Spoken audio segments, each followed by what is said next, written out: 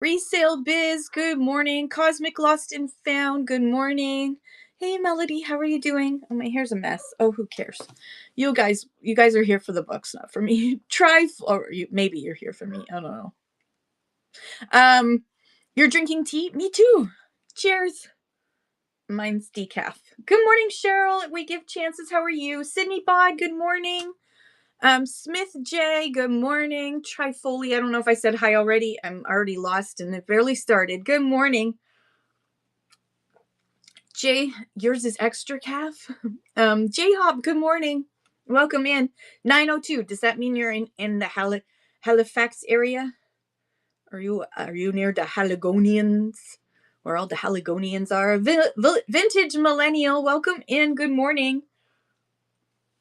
I think that was my area code. That was a long time ago. That was like 30 years ago. As old. 29 years. Still old. I'm still old.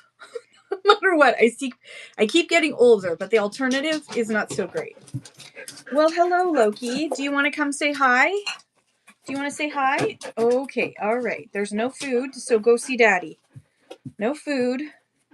Mommy's got a pile of books to do. So we have. How many boxes did I pick up? Is this got?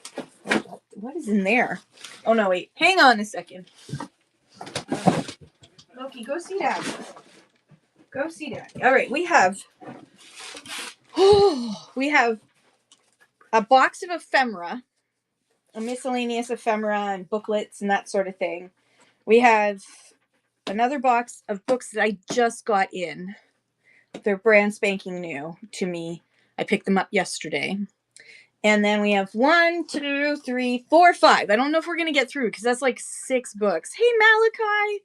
Malachi's Madhouse is in the house. Salvi is in the house. Devin Arrow's in the house. Leanne Reynolds, good morning. Malachi, I'm gonna boop you. No, Loki, that's just rude. All right, if I moderate you, it doesn't mean you have to work. It's just I'm doing it just in case some troll comes in. Loki, no, there's no treats, no treats today.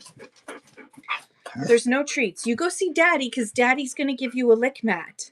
Daddy has the cookies. Go see Daddy. Nope, I don't have any cookies. They're all gone. Okay, let's just get into it. He definitely wants to read. No, he thinks I have more treats for him because yesterday he got treats thrown at him for 4.5 hours. I'm not doing that again. You were a pain in the ass yesterday. Okay, so what is your preference, folks? Do you want me to do the ephemera and the new box first, or do you want me to go through the tower? So Metalfet says yes to column 1. So column 1 or column 2. Britty Bish, good morning. Ephemera is winning. Ephemera. All right. Okay. So it's this box right here. It's this box. And if it slows down and people aren't interested, then we just move to something else. Loki, can you go see Daddy? That would be really helpful. No, I don't know. No, I don't have any. No. He's become very bossy. Do you know it's almost 3 weeks since my husband retired? And he's getting louder with every day. Okay, stop. Settle.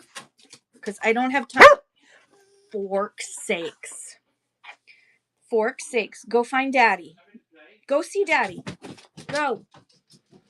Oh, PB&J, good morning. Metal Fat. Oh no. Okay, let me get into it. Hang on. I gotta. Oh dear. There's yesterday's. Okay, so I think I have some sort of dyslexia. I do have some kids books. In fact, there's some kids books in the box right underneath. So I'm gonna do some ephemera and then I'm gonna get to kids books. D.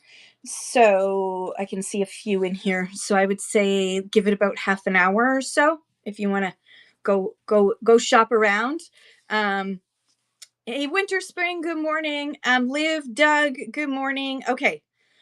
All right, so let's just start with some ephemera and then we'll switch it up. I'll do like a little bit of the ephemera, then I'll do the box of books, then I'll do a little bit of ephemera just to keep things moving a bit. So I'm going to move the box of ephemera down and I'm going to grab the first handful. I'm just going to grab it by the handful. So let's see. We have some interesting things here and let's just run them for low starts because I can. Let's just do it. Good morning, Jen's Attic Treasures. How are you? Okay, so pin. And yeah, so let's actually, I'm gonna edit this down. Oh, I hate doing dollar starts, but who cares? Life goes on. This stuff has been in my area for a long time. All right, so I'm going to, because this is ephemera, I'm gonna switch and you can look down at the you're going to be looking down. So for a second, we're going to be looking at the ceiling. I just have to move this a little closer. Oh, there's a tower of things falling. Okay, ready? Ceiling. Hello, everybody. Art Arrows, good morning. Who else I haven't said hi to? All right, we're good. Okay, so let me just switch. There we go. All right, let me just fix my doily. Very important, have the perfect doily out. All right, so up first, we have this set of, this is from Texaco, Peterborough, Texaco, 1966. I will run these separately and then I'll do bundles for things that don't sell for this handful. So I'm going to run them separately at $1 here and then I'm going to run them as bundles. I find this is just the easiest way to do it. And we're going to do 10 seconds. So this one is this really cool. You would get your Libby tumblers, your Tempo tumblers by Libby. You would go and every time you filled up with gas and spent $3 on gas. Oh, look at that. $1, $1, $3, $2, $1. So to get 6 tumblers, you didn't have to spend all that much money. Start auction. 10 seconds on this cool thing. Isn't it neat? And if you already own these Tempo tumblers by Libby, then you basically, Jen, congratulations. That's coming to you. Thank you, Jen. Hang on. I didn't organize my space properly for this. Hang on. Okay, putting the coffee way far over here by the coral. Jen, thank you so much, Jen. Okay, sorry. Trying not to shake everything in sight. Not doing a good job. Ooh, look at this one. Canadian National Steamships RMS Lady Hawkins, printed in Canada, and there's the back. So Canadian National, these are really cool for, these ones actually sell well in the genealogy field because people want the ship if their family members came across on a ship. I don't know if this is one of the ones that went all the way across or if this was just in the lake. All right, putting that aside. Then we have Greetings from Jamaica, resting after a day's work on the banana field. Wow. Union Postal, Jamaica. Print made in the USA by Dupperley and Son, Kingston, Jamaica. So there you go. There's a Jamaican postcard from fair long ago, isn't it? All their clothes out on the line. This one's neat. Okay, and then put those aside. We have now, this says, looking Gordie Howe record, breaking Gordie Howe record of 1,850 points, Wayne Gretzky. Now, I don't think that's a real, it said, I don't know. Hang on, let's look. It's printed on photo paper. Yeah, that looks like it's in the, I think this is I don't think that's an actual. I don't think that's an actual Wayne Gretzky. Also, because he wouldn't be probably wouldn't have signed off to the side. Anyways, Wayne Gretzky photo of him celebrating something in the United States, because that's what his favorite thing is to do now. It's going for buck. I don't think it's his actual. I think it doesn't look like his actual.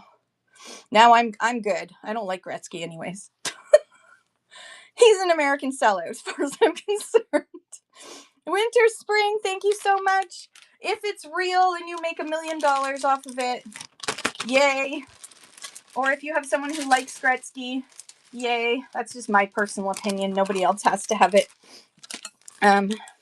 No one at all needs to have my opinion. Winter, spring. There we go. Okay. I have 2 of these. So I'm just going to run them at $1 each. I usually run them at a lot more, but who cares? Foxing. They're flat. They're comb honey. They're old honeycomb boxes. Running that one now. These are really cool for putting up in places for decoration. Everybody loves these. Thank you, Jen. That one's yours. Thank you, Jen. Thank you. And then this one doesn't have as much foxing. Same deal. Same deal. Another honeycomb one running now. Jen. Bringing that down. Thank you, Jen. Thank you. All right. And then we've got Yugoslavia, 25, all different. This is faded in the sun. Stamps from Yugoslavia, 25 different ones. I'm going to back a little. 25 running now. 25 Yugoslavian stamps still in their package. And anything that doesn't sell is going to end up in, thank you, Malachi. It's going to end up in a box lot at the end. Thank you, Malachi. And that's your first purchase, cock-a-doodle-doo. Congratulations, Malachi's Madhouse. Thank you. You've unlocked eggs, so congratulations. Okay, the next is a card. It says Paper Wonder Happy Anniversary. Personalized with your own message on the back. So this one's really cute. What kind of cards are you looking for, Vanessa? I don't have any Pokemon right now, unfortunately. I just got a whole bunch of Magic the Gathering, which I'm going to do a separate show for. I got 2,700 Magic the Gathering. So it looks like the card looks like this. Can you see that? Hockey. I got hockey cards. I'm going to do those tomorrow. I have a whole bunch that I put. I'm going to running next.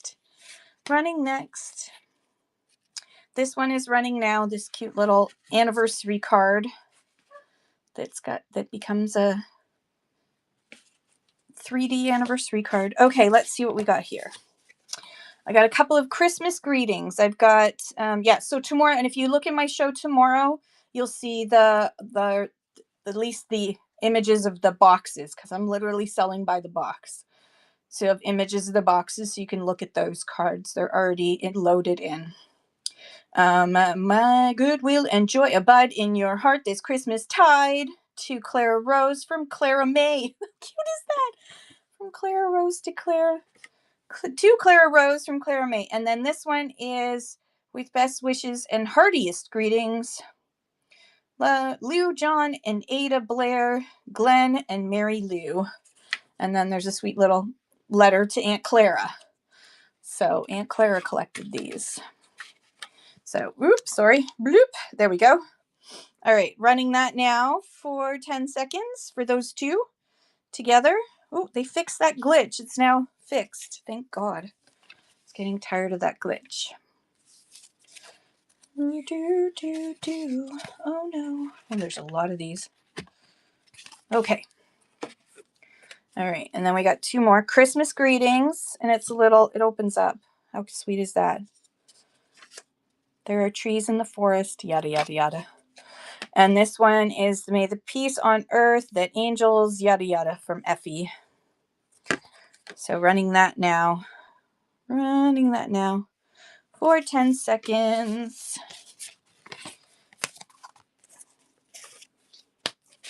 I got a whole handful of stuff here, so I will try to get through it. All right. And I'm going to do a whole lot of just the Christmas. So we got this: to greet you in my olden way at Christmas. Merry Christmas from Floyd. This one, Christmas greetings.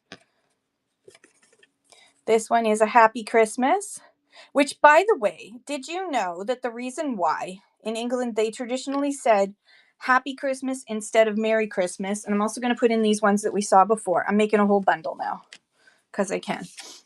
The reason they say Happy Christmas instead of Merry Christmas is because Merry was considered to be drunk. And so they didn't want to be like, have a drunken Christmas, where we don't see it that way. But they do, and that's why they say, yeah, we're lushes. So they say Happy Christmas because they just want you to be happy. They don't want you to be merry because Mary is drunk. Let's see, is there any other Christmas here? Oh, look at this one. All right. Hey, Sandra. Welcome in, everybody. We're going through some ephemera to start with. Hearty Christmas greetings. Oh, look at all those. All right. We're almost at this pile is pretty large. Hang on. Large and in charge. This one I love. Look at this. It's like a drunken flapper. Speaking of Merry Christmas, there's that one. I'm putting this all together in one lot. And this card. And this card with kindest thoughts and best wishes. And I think that's, oh, no, I lied. There's another one. Merry Christmas, Effie. Good old Effie. All right, that whole pile.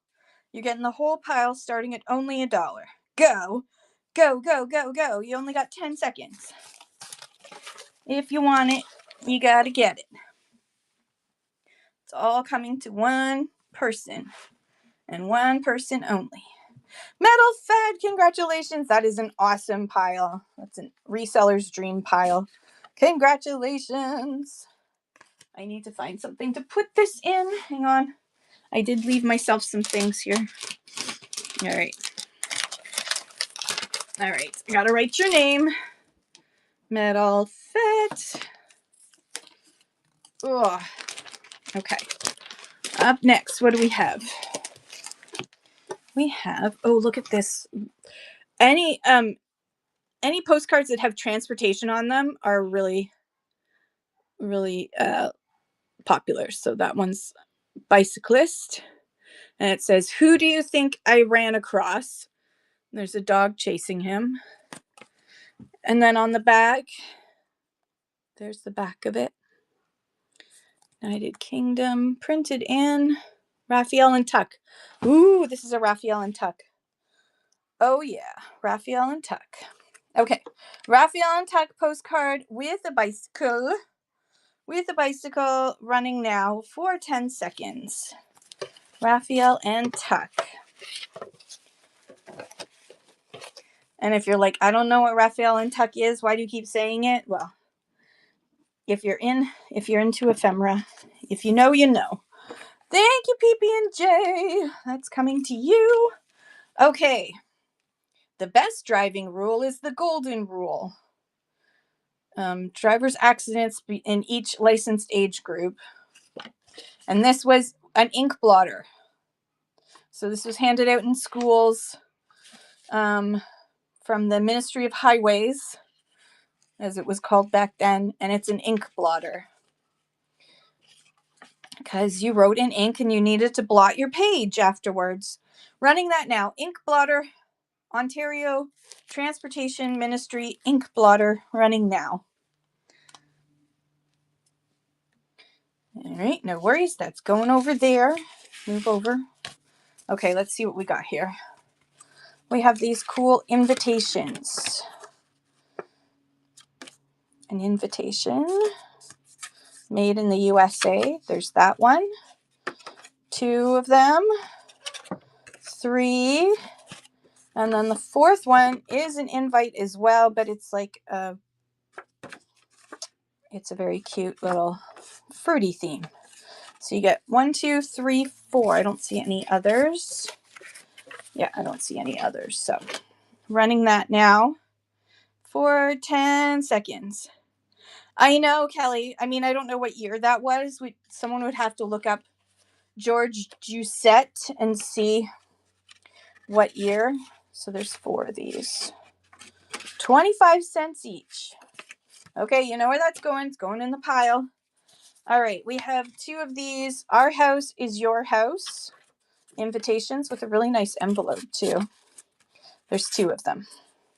Our House is Your House. 10 seconds running now for both of those. These are very cute vintage cards. I love these. Okay, those are going in the pile. Next, we've got Let's Do It. It does have a line here. Oh, no, that's not a line. That's a dog here. Never mind. Oh, sorry. Gosh. Trying to make sure I don't hit you guys, but I do. We would love to have you, dear Lord. Is this some sort of swingers event? Because they look like they're naked. Free hair is included. Absolutely. Until Monday. If you want more, I'll just have Loki stand over top of your box before I mail it. All the dog hair you want. All right, these 2 are running right now. All right, you know what I'm going to do? I'm going to put all these funky ones together. So you get that one, that stuff with those, as well as the Our House. And I'm going to run them all together as one package. Good morning, Picky. How are you? How are things in your world?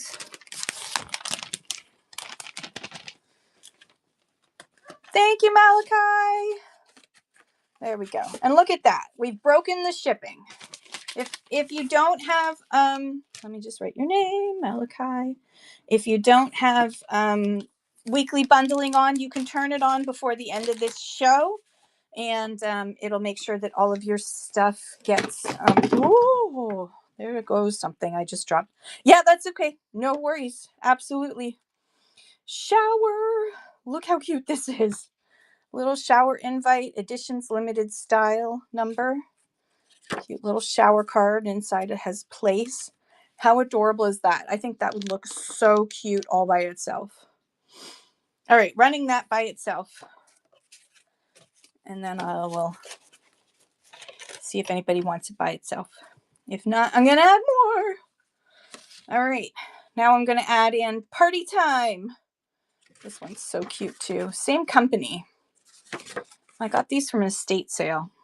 All right, both of them together now, 50 cents each. Do, do, do, do, do. Do, do, do, do. All right, we're going to do a bunch then. Here we go. Okay, those ones plus drinks. Welcome aboard. You were invited to honor M, Mr. Whoever. Time, date, place, invite. Cocktails, cocktails, cocktails. You get all of that. Oh, plus a bonus envelope. There we go. All right, all of that, one money starting now. And I'll add in these come for dinners as well. Those are kind of cute. I'll add that in. The Metal Fett. Thank you so much. The Metal Fett. Just write your name. Fett. Thank you, thank you. All right. Grab another one of these to... I've got a whole bunch of these things that are for my comic books, but it makes it easy to quickly put box slots together and keep them in one place without having to count. Okay, good morning, Angie. How are you? How are things going setting up the store? All right, let's just switch for a second. Switch, ceiling. Ooh, hello. All right, so if you do have any questions, let me know. Ooh, that's a good idea, Megahertz. Good morning, Megahertz. How are you? Okay. There was a request for some kids books, so we're gonna do a few kids books, and then we're gonna do some. I shouldn't say we're gonna do some kids books. I'm gonna dig for some kids books. Then we're gonna do some more ephemera. We're gonna go back and forth. Just to be a little bit fair. Look how cute this is. My Hockey Star album. Let me just weigh this to see. Someone to drop off free furniture. Sweet. I love free. All right. Oh, I need to switch this so it goes to the right poundage. We're switching to medium. Medium book. Let me just edit this. Sorry. I knocked it down last week, but we're going back up to sensible. Okay. All right. So $4 for this hockey book. Free delivery too. Shut the front door. So my hockey book album. And then inside, this is from My Hockey Star, first published in 2003, Telegraph Road, North Toronto, publisher, made in China. And it's for your hockey star with all their pictures from their hockey career as they grow up. Isn't that cute? You love this shirt? Isn't it cute? This is so cute. There are 2 of them. So I'm going to run them separately. There are 2 of them. So if you don't get the first one, you can get the second one. Any old fantasy, horror, or Goosebumps? I have no clue. We're actually unboxing today until Monday. I'm sorry. And I don't know. That's the honest truth. Is it's all, sorry, Loki and his toys.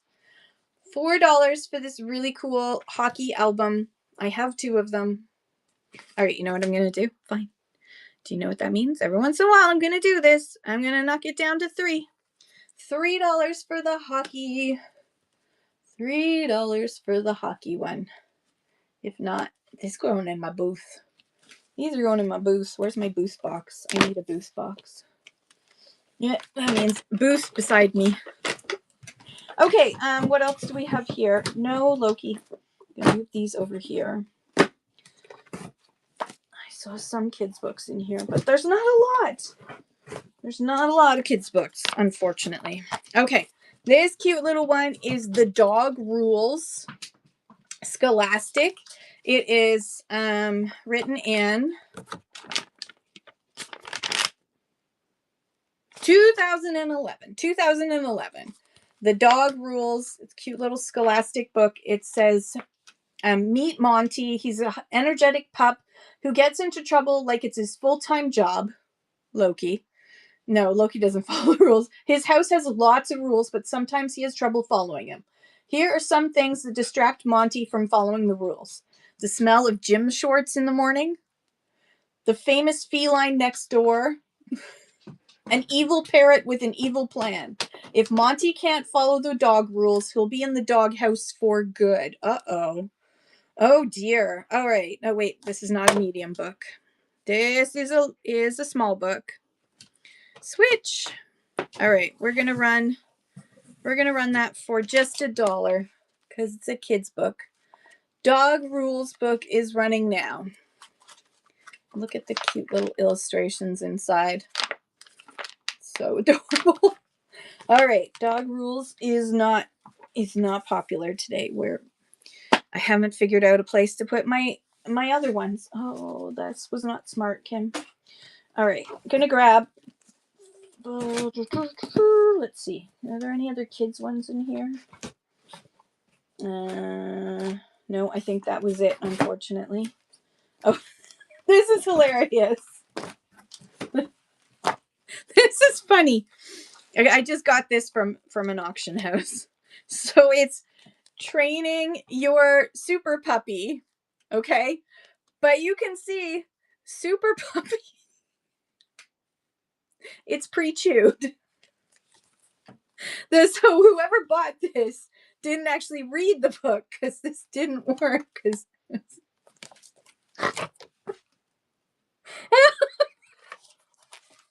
oh, dear. So if you buy this, beware. It might not have good information in it because clearly this puppy was not well trained. Train's got step-by-step instructions and different puppies and and how to do different things with your puppy. It's all illustrated, but it comes pre-chewed. So I'm only running it for $2. Look, it's pre-chewed. On the super puppy. Train your super puppy. Okay. All right, we're gonna do 1, 2, 3, 4 more books, and then we're gonna dig in some more ephemera.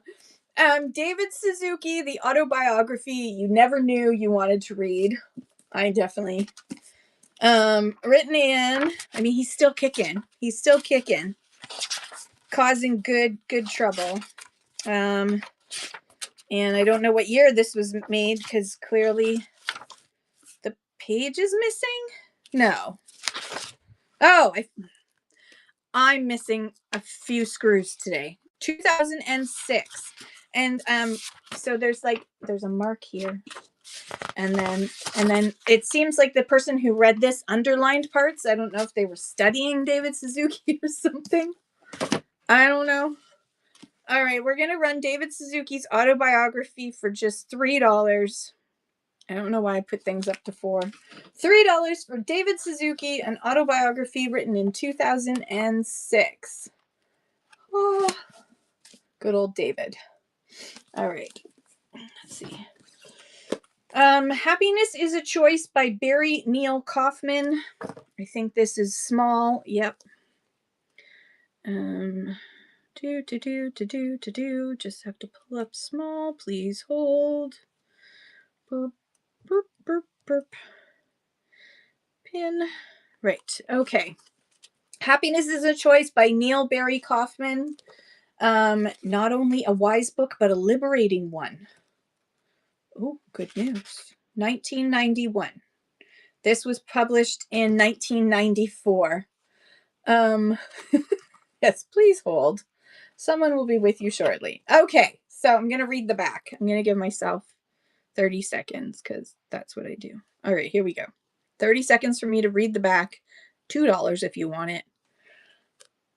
Barry Neil Kaufman, therapist, author, and motivational speaker, and founder of the Option Institute, has observed that despite disappointments, illnesses, and physical and emotional problems, people who are most successful in finding happiness share certain traits.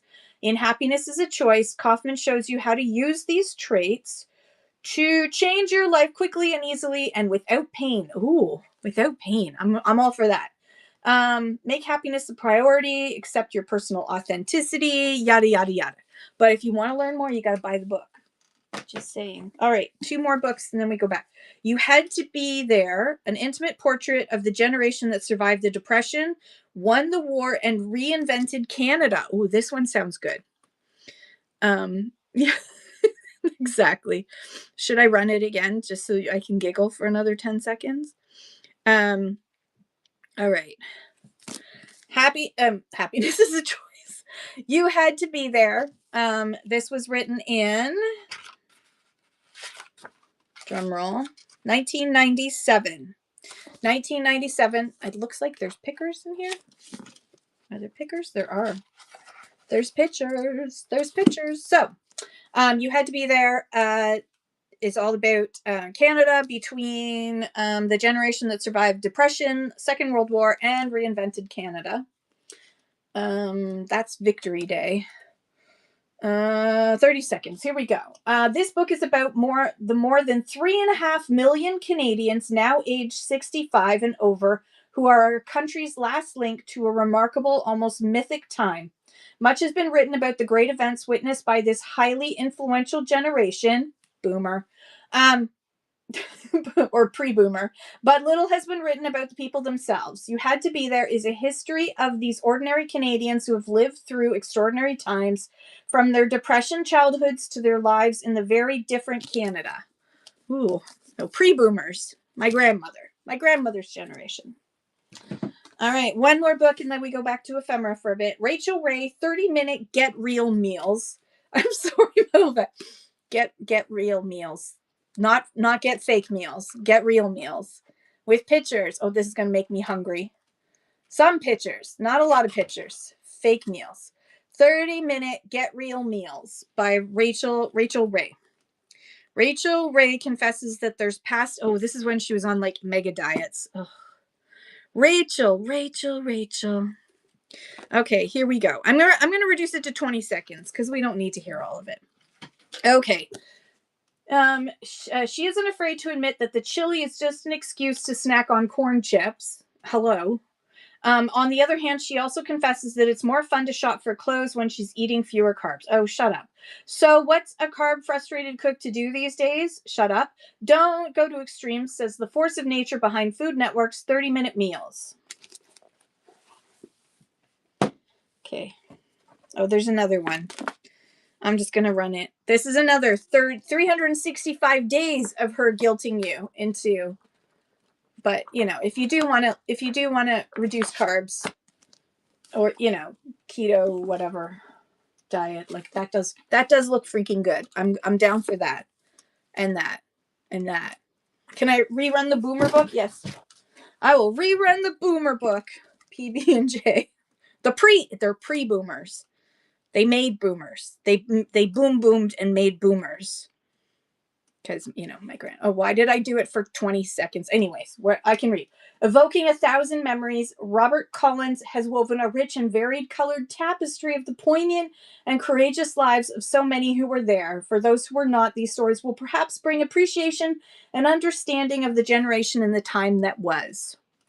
The silent generation. Not so silent. My grandmother wasn't silent.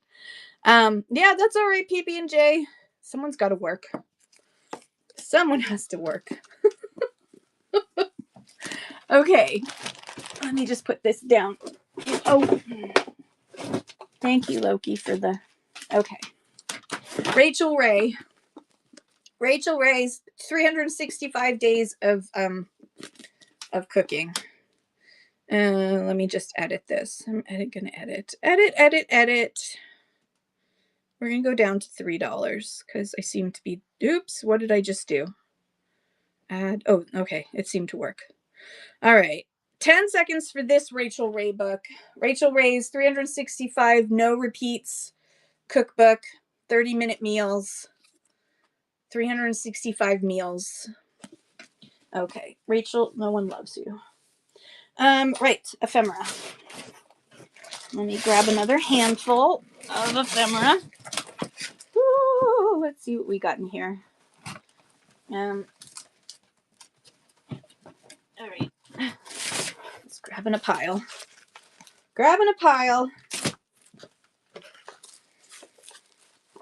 There we go. Okay. Oh, this one's cute. All right. I'm going to run these separate. Boop, boop, boop. All right. Everyone, look at the ceiling. There we go. Switch. Okay, so we have 1962 calendar of the Peterborough Marina, which does not look like that anymore. How cool is that? So, FYI, my favorite thrift store is like right over here. Two of my favorite thrift stores are right over here. If you're coming into town, let me know. I'll take you to all the thrift stores. So I'm gonna pop some tags. Only got $20 in my pocket. This is freaking awesome. I wear your granddad's clothes. I look incredible. Thank you, Metal Facts. Isn't that cool? This big ass bro from the thrift shop down the road. Okay. And this one is 1964. And it is the NASA site. So this is the Nassau Mills Lock. And NASA site of Trent University, which it don't look like that no more. It's quite built up. Oh my gosh. And there's the back of it. Tells you all the history. Sorry, I forgot to flip to the back of the other one. it also tells you the history. So how cool is that? Hey, Ina, how are you? Okay, so running that one now. This one is the NASA site of Trent University. It's very cool. It's so pretty, isn't it? We took a boat all the way through here. We need to do it again. I'm sorry, Ina. Ba-da-da-da. What's this? Okay, I don't know. I'm gonna put that aside. Ooh, this is another. Look at this ink blotter from 1929 to the medical professional. The Allen Berry's Food Calendar Blotter, a progressive dietary suited to the growing digestive powers. Milk food number 1 from birth to 3 months. Milk food number 2 from 3 to 6 months. And malted food number 3 from 6 months onwards. Allen and Hanbury's Company Limited, Lindsay, Ontario. Founded at Old Plough Court, Lombard Street in the City of London.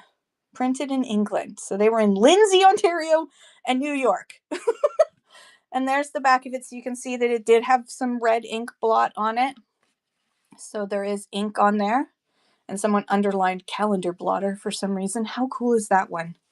All right, that one I will run for $2, not $1.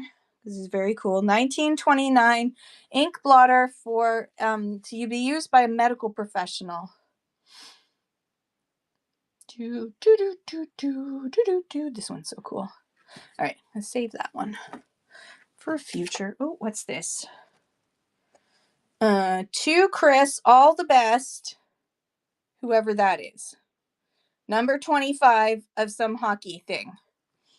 And it's printed on January 13th, 1991. Yeah. Is there anyone named Chris who would like a signed thing from a guy who played? It was in 1991. He played hockey and he signed it. So there you go. Let's run it for $1. If it's worth something, it's worth something. If it's not, it's not. This is very cool too. This next one, PB&J. Thank you. PB&J. It's so cool. All right, that's coming to you. 1, 2, 3.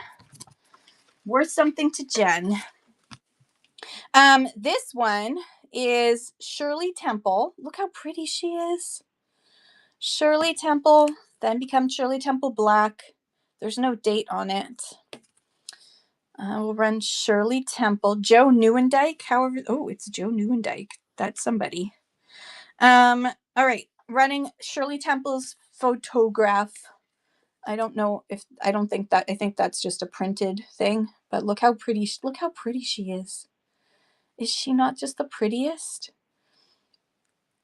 And she grew up to be an ambassador. Ambassador Black. Thank you, the Metal Fett, and thank you for your bids as well, Melody. The Metal Fett. You just Googled her life. She's pretty amazing. She was a child star. She was amazing and resilient. Okay. Oh, these are little prayer cards.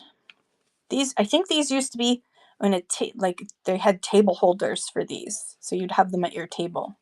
So these are little prayer cards. Ooh, this one. If art no more a servant. There's a bunch of different ones in here. I love this. These are really pretty. These are so pretty, but they need to go. These are super pretty. This one. So you get 1, 2, 3, 4, 5, 6, 7, 8, 9. 9 for 1 money. So that's basically like 10 cents each. Oh, it looks like, sorry. These are popular. PB&J, thank you so much. And thank you for your bid as well, Metal Fett. They're very cool. They're very, very cool. PB&J. If you're really nice, Ina, PB&J will sell them to you at some point. maybe, unless I tend to sell mostly to resellers. Okay, this is, let's see.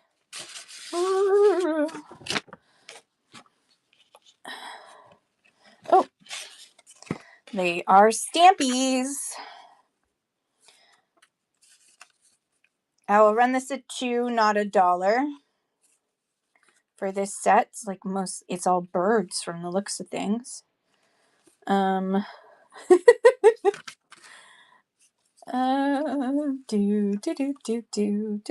okay, Ina. I have explicit on. I always put explicit on. So you know what? Let's screw it. Let's run it for $1. Running for $1. Because why not? Running for $1, you get all of those. They're very cool. Malachi, congratulations. Those are coming to you. Put those back. Now, yeah, dollar deals, y'all. Don't do what I'm doing. If you're a newer seller, don't do what I'm doing. That is my advice. Do not do what I'm doing. Malachi. All right, we have another one. This might be similar. Let's see. Yeah, do as I say, not as I do. Let's see. Ooh. Oh, there's kitty cats in here. Or shats. Got kitty cats. More kitty cats. These are cute. More kitty cats. I love how cool their stamps are. I mean, I know they're basically doing it so that you'll collect them and spend money on it, and that helps fund their... Yes, someone buy these for Ina. Okay, so you get all those kitty cats. All those kitty cats. One doll hair. One doll hair, and if you want, you can sell them back to for Ina, because they are very cool. Cats are very popular. Cats are very, very popular. How cool is that? This one's got like all the kitty cat eyes. The metal fet. Congratulations. That's coming to you. Thank you. Thank you. Thank you, everybody, for your bids as well. You guys are awesome. All right. Sure. F-E-T-T. There we go. All right. What else do we have in this pile? Oh, wait. No. Keep going, Kim. All right. Oh, we got some more Christmas cards. Christmas. Ooh, the sun's coming out. Bright lights. Okay.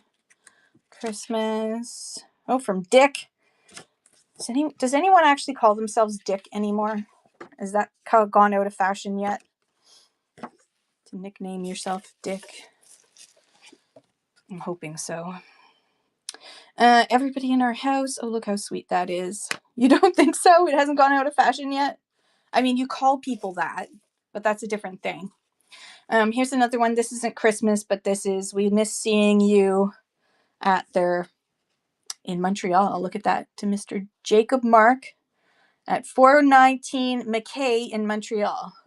He didn't make it to his Sunday school, so they sent him a thing to guilt him. All right, so you get all 3 for $1 running now. All 3 for $1 running now. Oh, you haven't heard. Okay, all right. I'm checking. You never know.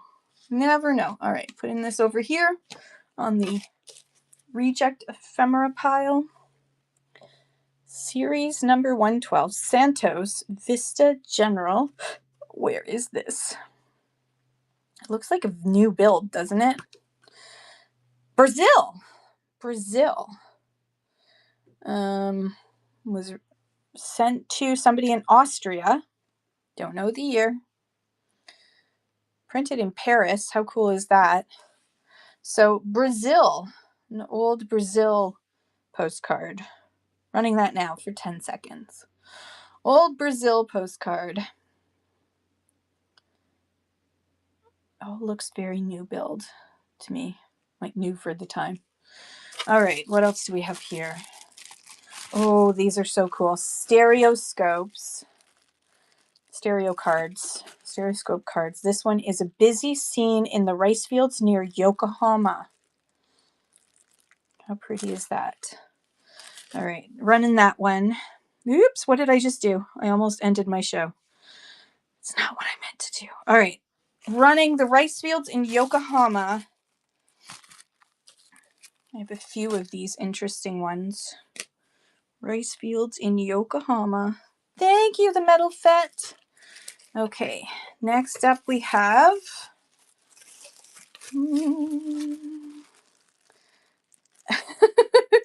No problem, Ina. Gathering rice in Japan. So there's another Japanese stereoscope card. Gathering rice in Japan. Running that one now. And then I'm going to do two together in a second. Oops, sorry, didn't mean to hit that. The Metal Fet.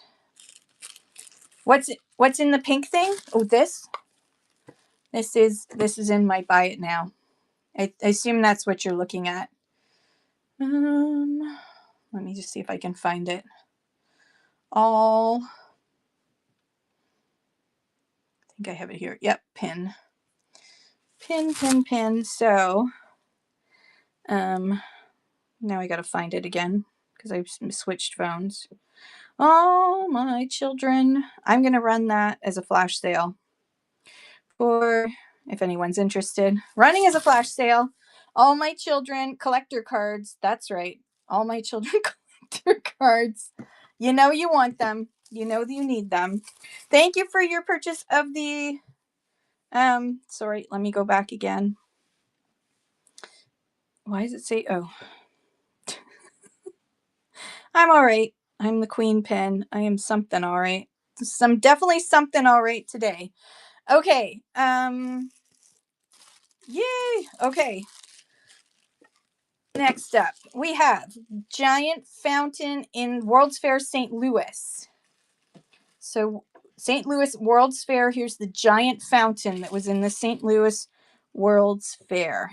Go back to ephemera, print, stereoscope card, running now. Don't think all my children sold. No.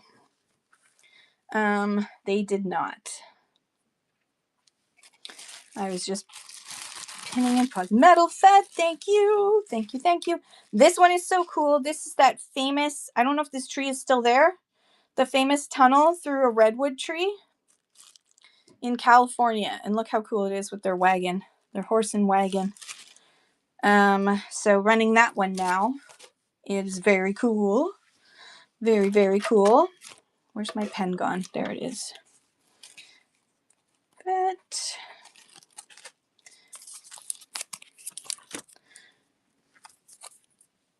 Yeah, all my children. Let me grab that all.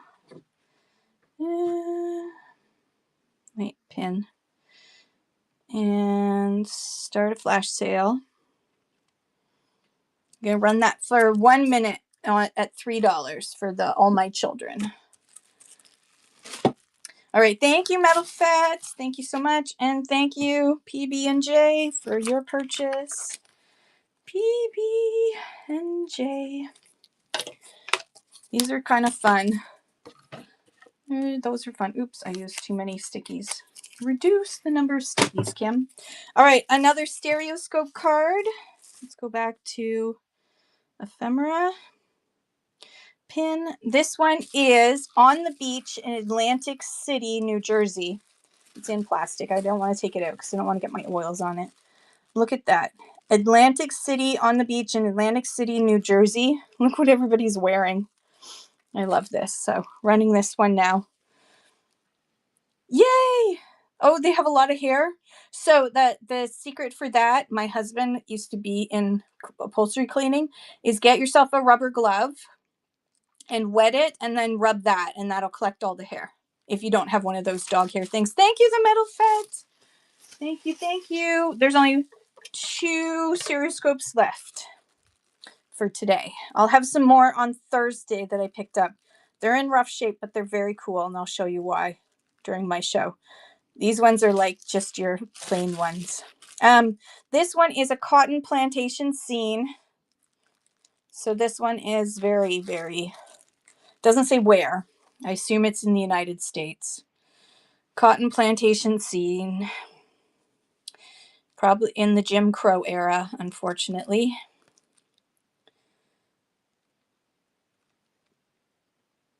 There you go, Jen. Thank you so much. That's a very cool piece of history there. I mean, not cool piece of history, an interesting piece of history with a lot of stories. A lot of sad stories and a lot of just stories of resilience and despite. Okay, and then the last stereoscope card I have is actually, let me see if I can show you in the light. Hang on. Oh, sorry.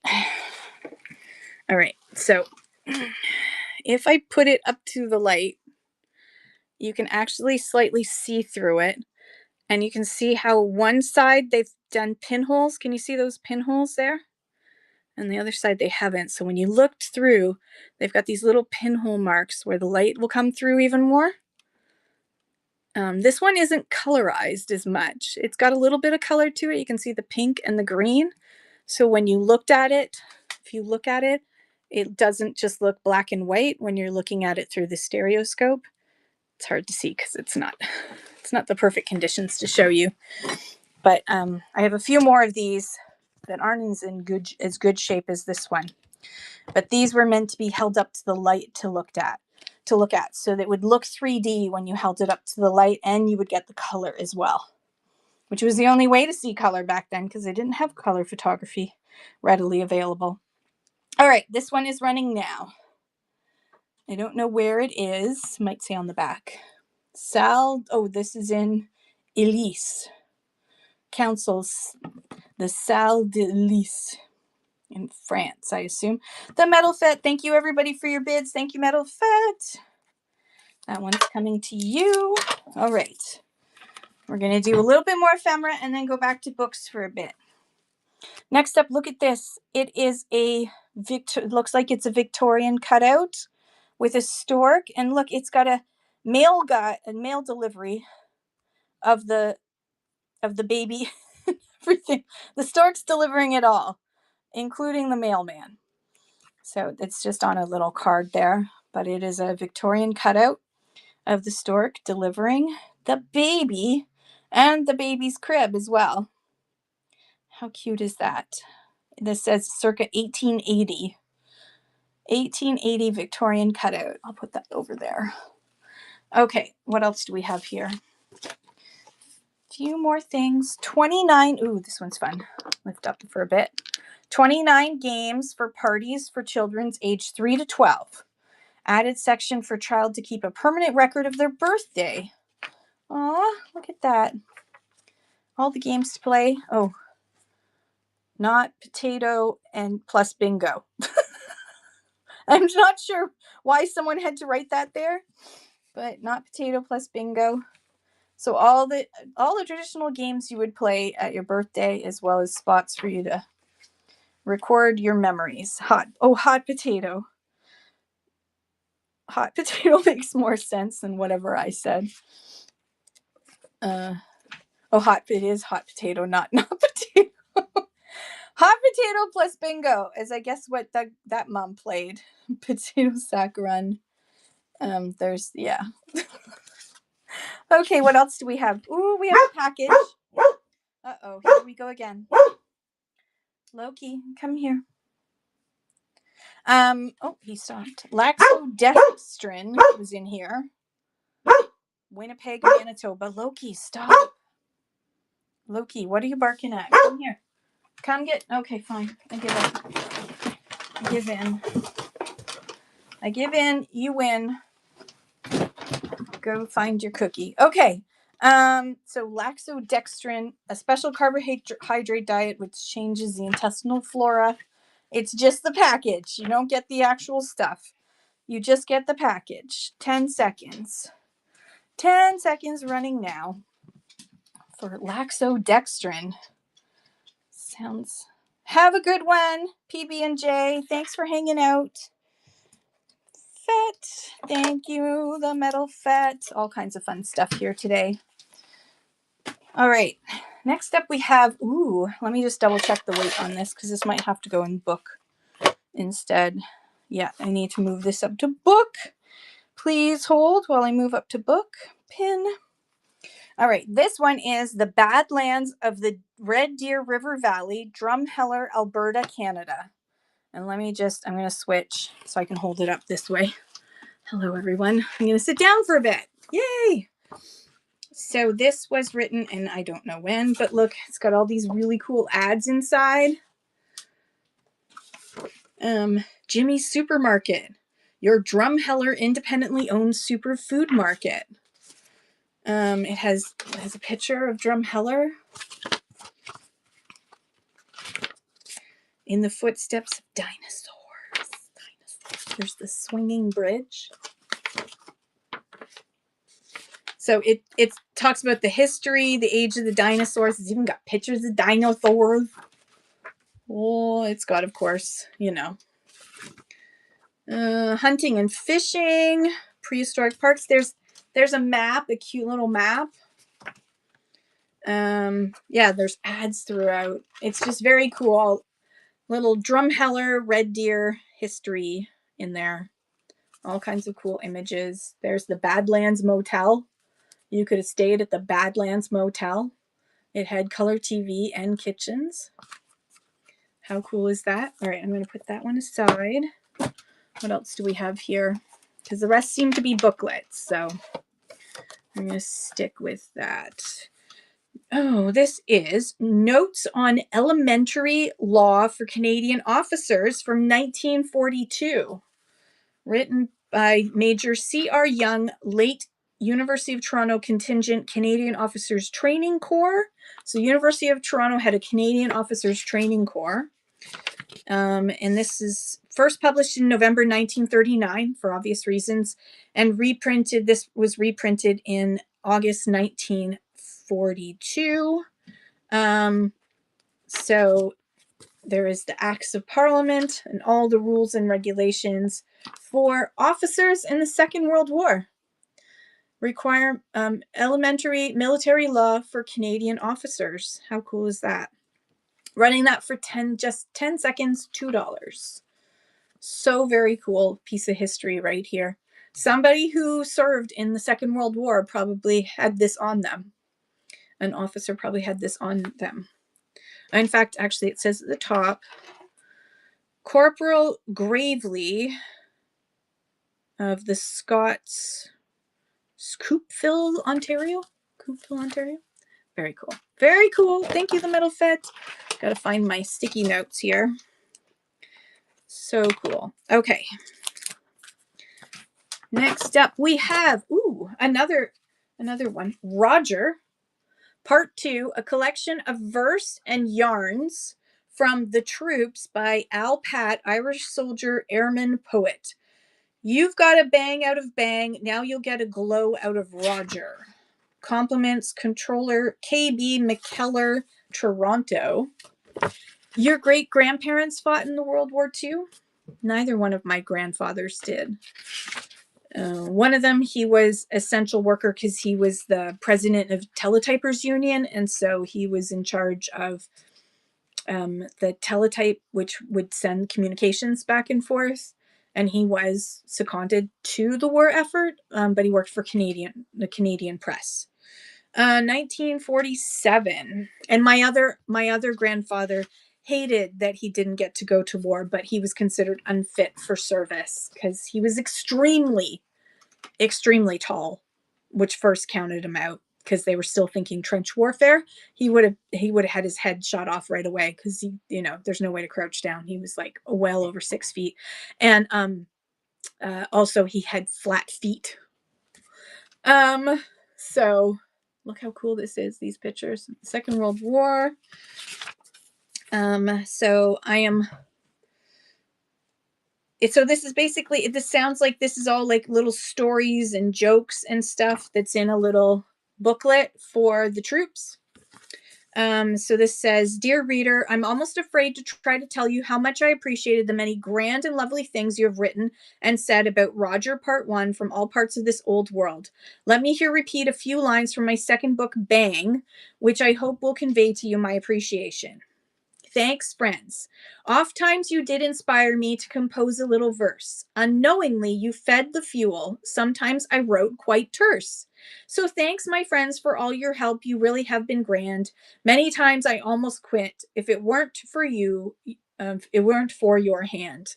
There, I said it. I'm glad of it. God bless you. My many friends in Australia, Northern Ireland, and the Free State, England, the West Indies, South Africa, the USA, from Miami to Buffalo and Los Angeles to Boston, and my beloved Canada, from Buffalo, from Halifax and Prince Edward Island to North Bay, Winnipeg, Regina, and Vancouver, etc., etc. As I said before, thanks, my friends. I hope you will also like part 2 of Roger. Big Sky Country finds that both my grandmothers didn't go either. One was an essential farmer, and the other had 3 fingers missing from a farming accident. That would do it. Yeah, my grandfather's best friend went to war in the Second World War, and he came back quite damaged. He saw way too much. He saw way too much. The Metal Fets, thank you so much. Another great piece of history coming to you. Thank you. Oh, there's a lovely poem on the back. Okay, next up we have, oh, look how cute this is. My Little Blue Storybook from Gin and Company, Toronto. The Prince of Wales Annex, it says up there. That's the library, I guess, or whatever this came from. This is, what year is this? Doesn't say what year. But look at the cars. Look at the planes at the airport. It is very Albertan with your farming grandfathers. Two of my great grandfathers were enlisted for the First World War. My mother's great grandfather, he ended up in Scotland, but that's as far as he got. He didn't end up on the front because he was too tall and had flat feet. And guess what? He passed it on to his son. And he was a barber, though. They should have just put him to work as a barber, as far as I'm concerned. It would have made more sense. All right, running My Little Blue Storybook, printed in Canada with all these sweet illustrations inside. I mean, look how cute these illustrations are. Going to the airport, playing the Metal Fets. Thank you so much. That's coming to you. You got some great stuff here. All right. First Aid. What to do while waiting for the doctor, it says, by the Metropolitan Life Insurance Company. I guess they wanted to keep you alive a little bit longer so they didn't have to pay out. 1953, edition November 1953. So this is first aid for what to do before the doctor comes. And you were supposed to put your contact information there on who your physician's name, address, and telephone number. So it has antidotes for common poisons, how to deal with sprains and strains. It has your usual, I mean, I would use an up-to-date first aid book. By the way, this is just a historical first aid book. Shock, wounds, asphyxia, artificial respiration, poison swallowed, you name it, it's there. Running that now. First aid from 1953, I think I said. It's very cool. Thank you, the Metal Fett. Thank you. Okay, let's grab some more books. I'm going to grab 10 books. 1, 2, 3, 4, 5, 6, 7, 8, 9, 10. Okay, 10 books.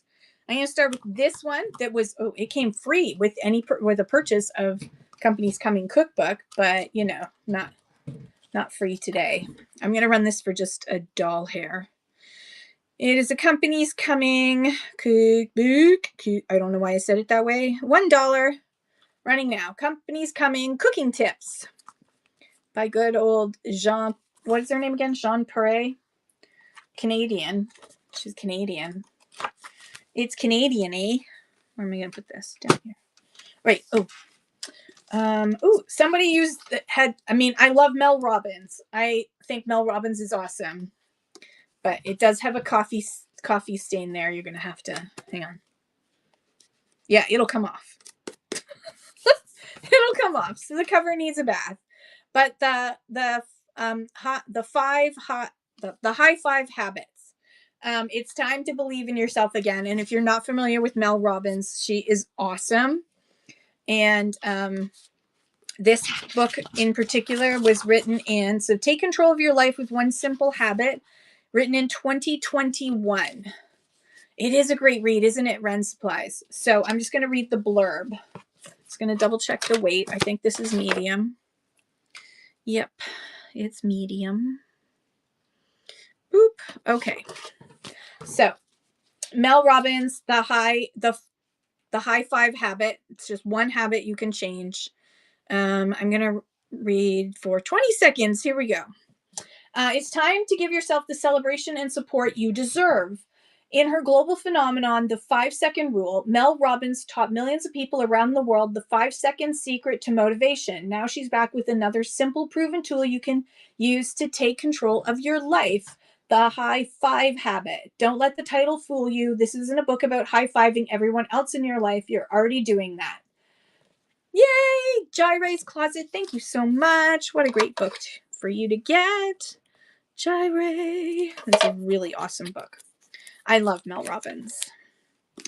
I love her. I mean, I don't love everything. Nobody can love everything about someone. I guess somebody can, but not me. Shirley MacLaine, The Camino, A Journey of the Spirit. If you don't know, this is a walk that you take in, I think it's Italy. Yep, there it is. The Santiago de Compostela Camino. And I think Camino just means travel anyways. That's why El Camino, one of my favorite vehicles. And one of my friends actually did this a few times. He went back frequently. Good old Rocco. I hope Rocco's doing well. 2000, written in 2000. Double check the weight. I think I'm right. Yep. Yeah, I'm right. Okay, so keep it in medium. Shirley MacLaine, Camino, running now. It has been nearly 3 decades since Shirley MacLaine began her chronicle her brave personal quest for spiritual understanding. This is the story of a journey, a riveting odyssey that began with anonymous letters imploring Shirley to make a difficult pilgrimage. Oh, it's in Spain. Sorry, it's in Spain. People from St. Francis of Assisi and Charlemagne to Ferdinand and Isabella to Dante and Chaucer have taken the journey. How cool. And my friend Rocco.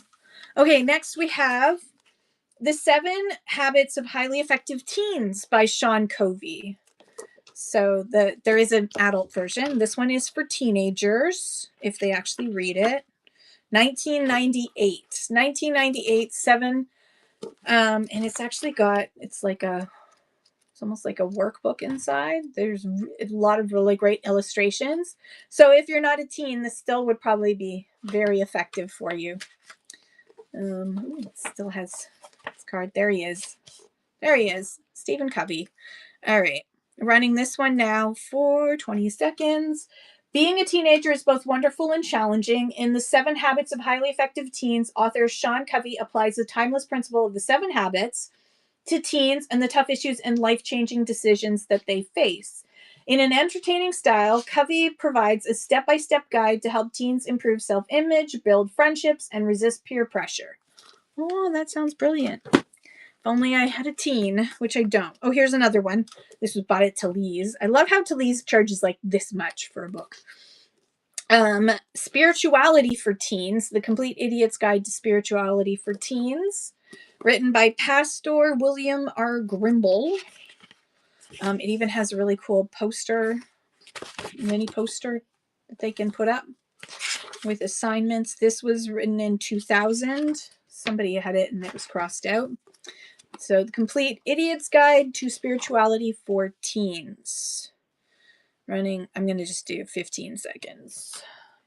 You know you're not an idiot, but sometimes life gets confusing. Ways to understand yourself and what you really want. Ideas for expressing your spirituality in words and actions. Guidelines for being and being treated like the person you want to be. And advice and motivational messages to help smooth out the rough spots. All right. Ooh, A Purpose-Driven Life by Rick Warren. What on earth am I here for? Ooh, ephemera. We'll save that.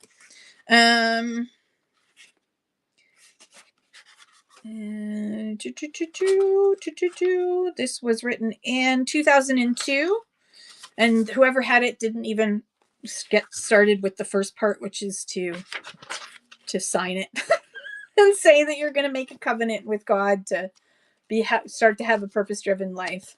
A Purpose-Driven Life by Rick Warren. I'm going to knock this down to $2 because I can. This book will help you understand why you are alive and God's amazing plan for you both here and now and for eternity. Oh, that's good. Rick Warren will guide you through a personal 40-day spiritual journey that will transform your answers to life's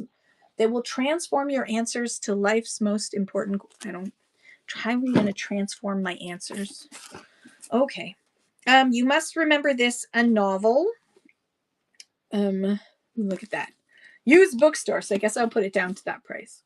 You Must Remember This by Joyce Carol Oates, published in 1997. This particular edition is 1988. No, I don't know why it says published 1997. Oh, and here you go. Pages 335 to 338 are amazing. So I guess we'll skip to there. You must remember this. It's writing at the peak of her storytelling powers, an epic novel of an American family in the 1950s. Epic. Okay. So I'm going to knock this down to 2. And we're going to go to 20 seconds because the lady who owned this, I assume it's a lady. I shouldn't. The person that owned this said page 335 to 338 is amazing. Hopefully it's not inappropriate. Hopefully it's safe for work. Change 335. Okay. I'm not going to get through this. It seems to just be like a story in here. It's a story. Never mind. Okay, I'm going to just run this for 10 seconds. For You Must Remember This by Joyce Carol Oates, a story of American life in 1950s. I shouldn't say in middle America. What should we call it? It's not American anymore, is it? It's USAN? I don't know. Crossword puzzles. Have they done any? Nope. Not any of them done. It has that book smell, but not a bad book smell. Crosswords. Over 150 puzzles. It's got a really nice cover. And inside are a whole bunch of crosswords. And I couldn't see anywhere that they had been filled in. So somebody... Oh, no. Back up the truck. Someone attempted it, but not much. So you don't have a full crossword. They started doing it at the beginning and then that was it. Yeah, that was it. They gave up. So 2 of the puzzles in here have been started, but not properly. Let me just double check the weight. Okay, yeah. And I'll run that for $1 because someone started a couple of the puzzles for you. In pencil, though. Crossword puzzles. All right, no worries. What do we have next? Russell Peters, Call Me Russell, #1 bestseller. Call Me Russell. Russell Peters, who's a Canadian comedian, written in 2010. This published in 2011. It's got pictures of Russell Peters' life growing up. If you're a fan of Russell Peters and his comedy, then this is a book for you. I'm going to knock this down to 2. Okay, so Russell Peters tells it like it is, and this is his candid first person memoir of chronicles his life from his humble beginnings in suburbia, Canada, as a brown bullied kid. It said. Jane Urquhart, Away, by published by McClellan Stewart, the runaway national bestseller, co-winner of the Trillium Award and shortlisted for the prestigious International Impact Dublin Literary Award. All right, we only have one more book after this, and then we are back to ephemera for a bit. 1997, this was printed. 1997. A stunning, evocative novel set in Ireland and Canada. Ooh. Away traces a family's complex and layered past. The narrative unfolds with simmering clarity and takes us from the harsh northern Irish coast in the 1840s to the quarantine stations at Gross Island and the barely hospitable land of the Canadian Shield. That's kind of cool. All right, and then, Young Mr. Smith in Upper Canada. There he is. Young Mr. Smith in Upper Canada. Written in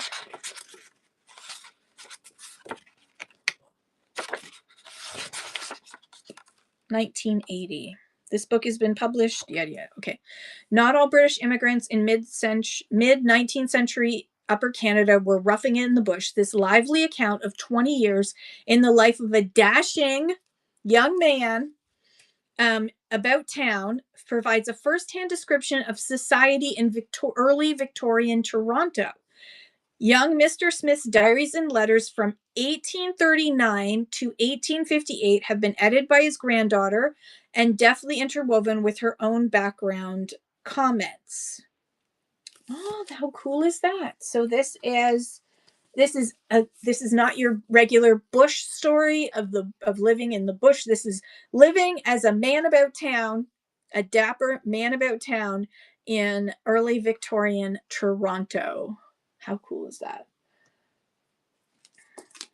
And are there pictures?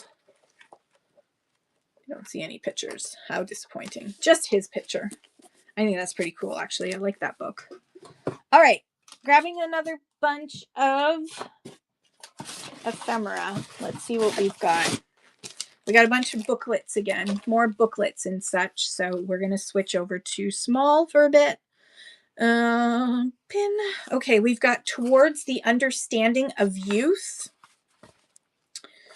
A practical guide for parents and leaders of older boys and girls, written in 1937 by the Department of Christian Education of the Canadian Council of Churches, and it's the Leadership Training Committee of said department. So it introduction to the psychology of youth, youth in the home, youth in school life, youth and sex. There's a sex part in here. What year was this? 1937? 1937. There's a sex part. There's a whole chapter on sex. Oh my goodness. Oh dear. It goes into quite, there's a lot of detail in here. Okay. Shockingly, there's detail in here. There's a chapter on sex in 1937. This stuff wasn't normally written about, especially not by churches. Holy. Oh my goodness. No, Loki, we're not going to bark. Okay, what else do we have? From 5 to 30, the old lady home. From 5 to 30, a comedy in one act by Philip Johnson. Published in 1944. Look at that. There's even like remember the FBI warning on when you started watching a VHS tape, and there'd be the FBI warning. This feels like what that sticker is. So this is a play. This is a play. What is that? Was there an ad there? No. Philip Johnson play called From 5 to 5:30. Don't know anything about it. It's a play. Written in 1942. Where are we? Oh wait, I'll put that over here. Baker's Plays. Here's another play for amateurs. High School Days by Russ Greenbaum. Look how cool the cover is. And this was written in High School Days, a comedy in one act, 1944. Story of the play. Teenage love is painful, oh so painful, as Gloria can tell you. And when another girl enters the picture in a campaign to get your man, the suffering increases. Ooh. And someone even drew the staging that they were going to do for the production. There is a page that's loose. And whoever it was, they clearly played Jimmy because they underlined Jimmy. All of Jimmy's lines are underlined. Jimmy gets to say like one thing here. What's wrong? Good old Jimmy. Peace. It's wonderful. And 3 pages later. Okay, so this is the actor who played Jimmy. This is his copy of High School Days, a comedy in one act about the angst of being a teenager. Published during the Second World War. Oh my goodness. Oh, right. So this is a bunch of Dale Evans Rogers booklets. They have their Angel Unaware. They lost their child. So this is Roy Rogers and Dale Evans. They were actually a couple. And this is the Collectors Association booklets. There's 3 of them from the Collectors Association of Roy Rogers and Dale Evans. And then this book was about the story of Robin Elizabeth Rogers, who came to Earth for a very special mission. Written in brilliant, tender words, her mother, the wife of Roy Rogers, America's foremost cowboy star, tells the story of their daughter who passed away in August 1952. Little Robin came into the world with a tragic handicap. What it was and what it did to both Robin and her parents, the reader will learn as he reads this heart-rending story. So this is probably written in 1953. Yep, 1953. So this is the book written by Dale Evans, who married Roy Rogers, about their daughter that passed away. And then you also get these 3 Roy Rogers, Dale Evans Collectors Association newsletters as well. Kind of like a Dale Evans, Roy Rogers package here. Look how sweet that little girl is. Looks like Downs. Looks like she might have had Down syndrome. All right, put that over here. What else do we have? Ooh, it's a counting book. My first counting book with all those kitty cats on the front. Oh, I see. Oh, I had to put it together as a junk journaling kit. So hang on. All right, we've got that. We're going to put it together with this. So this was meant to be a junk journaling. So this is a bunch of pages and pieces for junk journaling. They're cutouts and stuff, different shapes and frames and all that. And then this golden book goes with it. So use the golden book as part of your junk journal. But look how cute this golden book is on its own.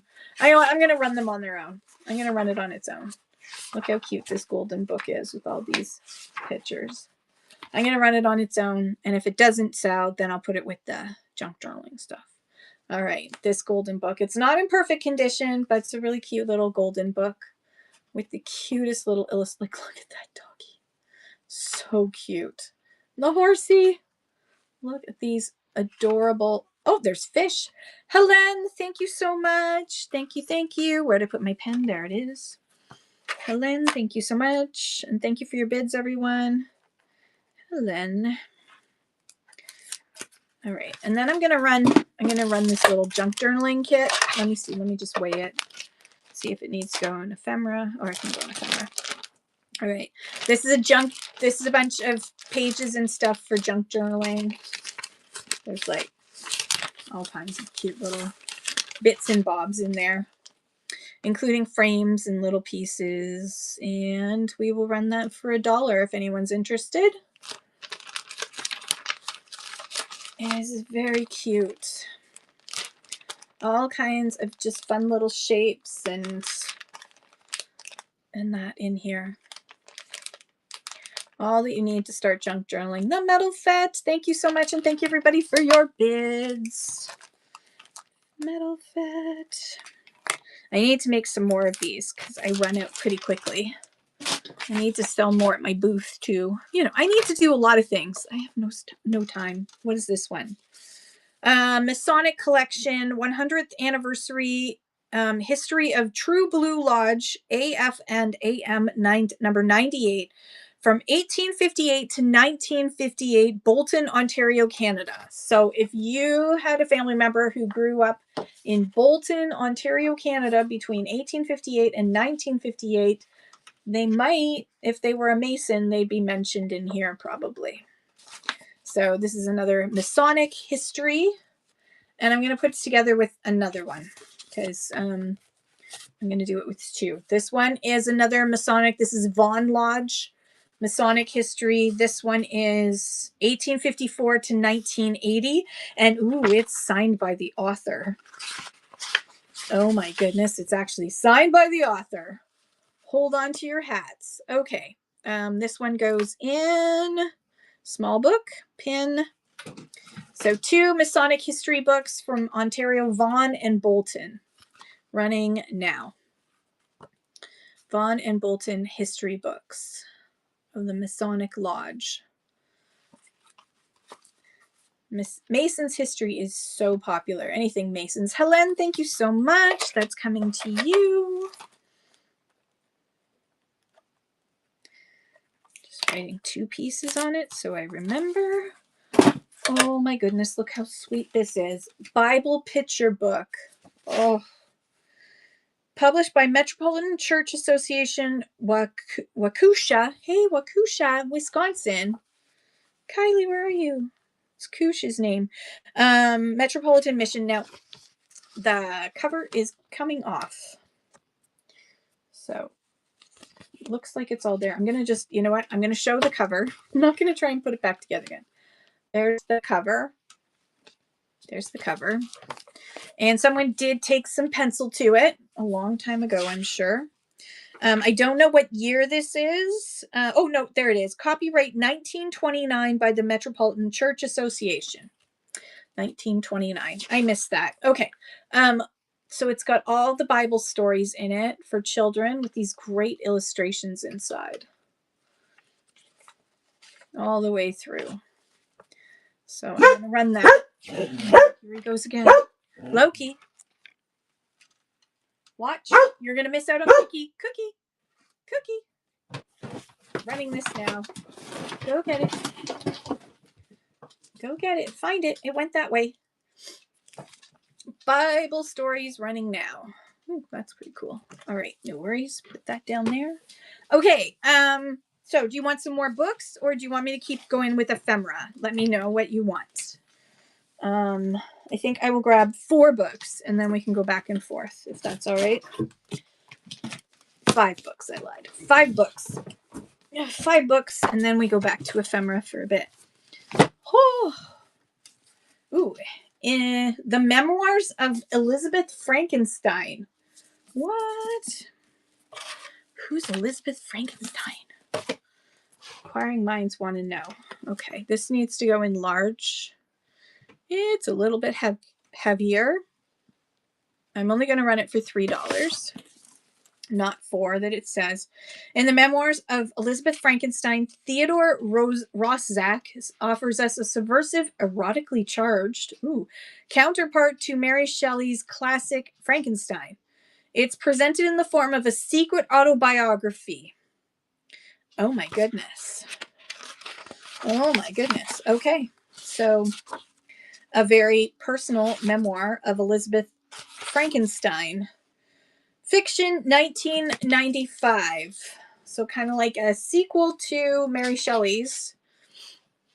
The memoirs with it said there's some smut in here. There be smut in here. You've been warned. There's smut. Okay. And next up we have Mr. Hockey Gordie Howe. Mr. Hockey Gordie Howe. Loki, don't start. Loki. 2014. Loki, come on. So 2014, Mr. Hockey, Gordie Howe, forward by Bobby Orr. The legend known as Mr. Hockey has never told his story in full. Now is the time. So Mr. Gordie Howe, there it is. $3 starting now. I don't know if I already ran it or if I was asleep at the wheel. Either way, Mr. Hockey, Gordie Howe is running now. Gordie Howe. And ladies, what else do we have? Ooh, Parenting with Purpose. 12 biblical traits to prepare kids for life. Okay, 2003.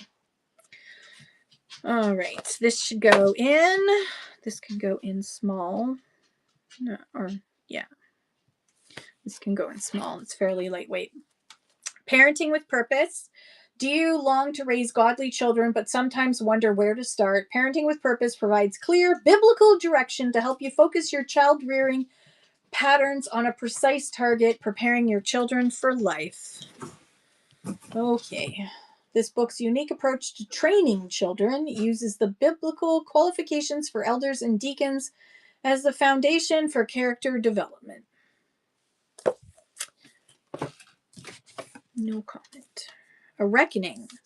A Reckoning by Linda Spalding. Written in, drumroll, Linda Spalding, A Reckoning, 2017. As the deeply moving and troubled account of a family's breakdown, A Reckoning is the perfect companion to Linda Spalding's best-selling, award-winning novel, The Purchase. Oops. Pin. In the spring of 1855, the Dickinson family is on the edge of ruin. So yada, yada, yada. A Reckoning by Linda Spalding. Reckoning is an extraordinary novel, a humane and timely examination of how the societies we create, just or profoundly unjust, set the parameters for the people we become. Ooh, this one's cool. Let me just double check the weight because it feels heavy. It is heavy. Large book. Here we go. Feng Shui. Ooh. How to apply the secrets of Chinese wisdom for health, wealth, and happiness. Let's see.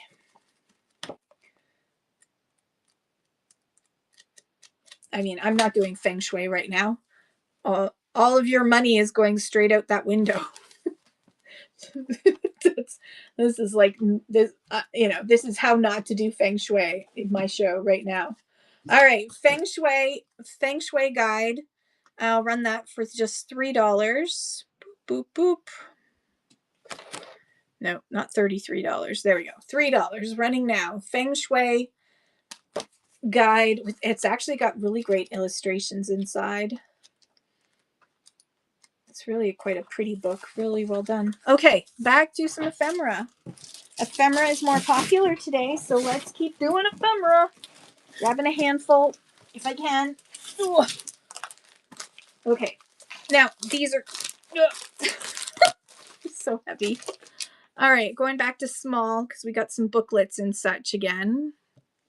Boop. Okay, so we have British history books from this one is British History Notes from 1904.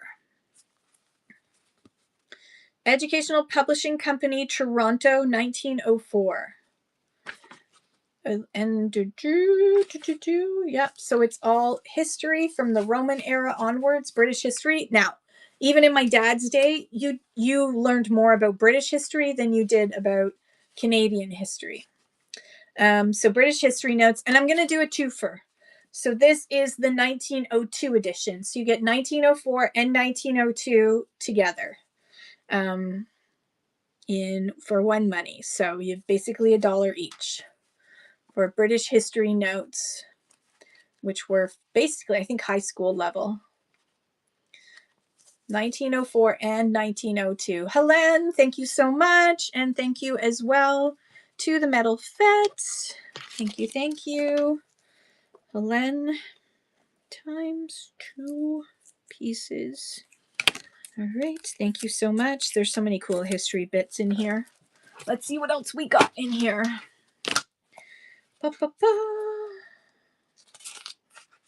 So whoever owned this was Confederation Life Building. A.R. Hassard, lawyer, barrister, and the anecdotes of the late Samuel Johnson.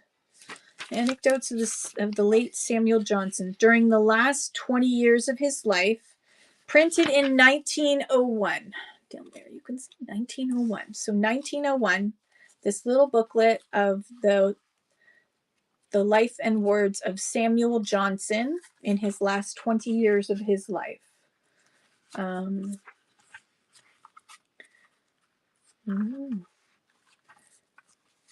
Dr. Johnson, seeing this last and thinking a moment, repeated, "O'er the cracking ice, o'er gulfs profound, with nimble glide the skaters play, o'er treacherous pleasure's flowery ground, thus lightly skim and haste away." Okay, that is how you describe, in his day, that's how you describe skating. So very nice little pocketbook that was probably carried around whenever he traveled, this barrister. The works of, who is he again? Samuel Johnson. Ooh, this one's cool. Isaac Pitman shorthand. I'm going to take it out of its package. Isaac Pitman shorthand for Canadian legal forms. When was this written? 1927. So if you want to write in a way that no one else will understand, then you need to learn Pitman shorthand. And this was for legal forms. Pitman shorthand from 1927, did I say? Yeah, so like power of attorney. Look at all that. It is crazy. Like that little squiggle is meant to be all of this. My aunt could do Pitman. My aunt and my grandmother, my great aunt and my grandmother were fluent in Pitman. And I just think it's so amazing. Now we just have a recorder on, basically. They have like an app for that records everything. And we don't even need secretaries to write letters for us anymore either, because we all can type into a computer or talk into the computer. Toronto Classic Centennial Story from 1850 to 1967. St. Lawrence Hall, home of the National Ballet Guild of Canada, southwest corner of King Street and Jarvis Street. And this is, it's the history and restoration of St. Lawrence Hall. There's the committee that helped restore St. Lawrence Hall in Toronto. As you can see, there must have been something sitting there because it's all the way through. 1967, it looks like. Look at this picture of St. Lawrence Hall. How cool is that? All right. Gonna run this little historical booklet about St. Lawrence Hall in Toronto and the restoration of it. And now it's become a ballet spot. All right. Down here you go. Wait. Down here you go. Ooh. Annie's Pattern Club. Oh, I love Annie's. I used to go through it all the time when I was a kid. It was my favorite thing. So this is Annie's Pattern Club. Look at this cool one here. If you crochet, it's a little cactus. It's all the instructions for making your own little cactus. There's a seaside Afghan in here. Oh, there's some sailor outfits. Fish stories. Ooh, that's in cross stitch. Anyways, we're going to run this Annie's pattern book. I'm going to run it for $1. I think that one pattern for the cacti is very cool. It is so cute. Jaire's Closet, thank you so much. You got so many patterns now and info. Jaire's Closet, thank you so much. Okay. Ooh, Dale Carnegie book. Dale Carnegie, 1974, Course in Effective Speaking and Human Relations. Oh, my back's killing me. Hang on. Developing courage and confidence, improving your memory, leadership training, how the course is conducted, what to do each session. So the Dale Carnegie course on effective speaking and human relations, which basically still continues to this day. Running that now for $2. Dale Carnegie's 1974 course on effective speaking and human relations. How to Win Friends and Influence People. I think that was the name of this book. that bookmark out and put it back in. What is this? Ooh. Okay. Just gonna see what this is. It's like an art card. It is. It's an art print. This one's really pretty. It says, remember when? It looks like B.J. Brown, 1989. Look how pretty that image is. That would look so amazing framed. It comes in this really pretty art print. B.J. Brown.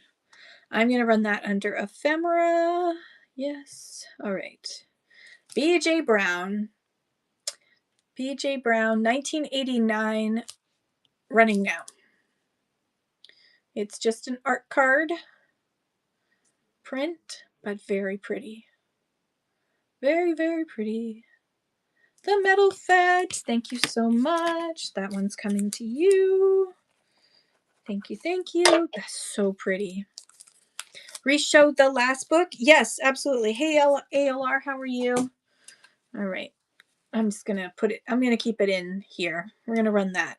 Dale Carnegie, running for just $1. I think that's the last one.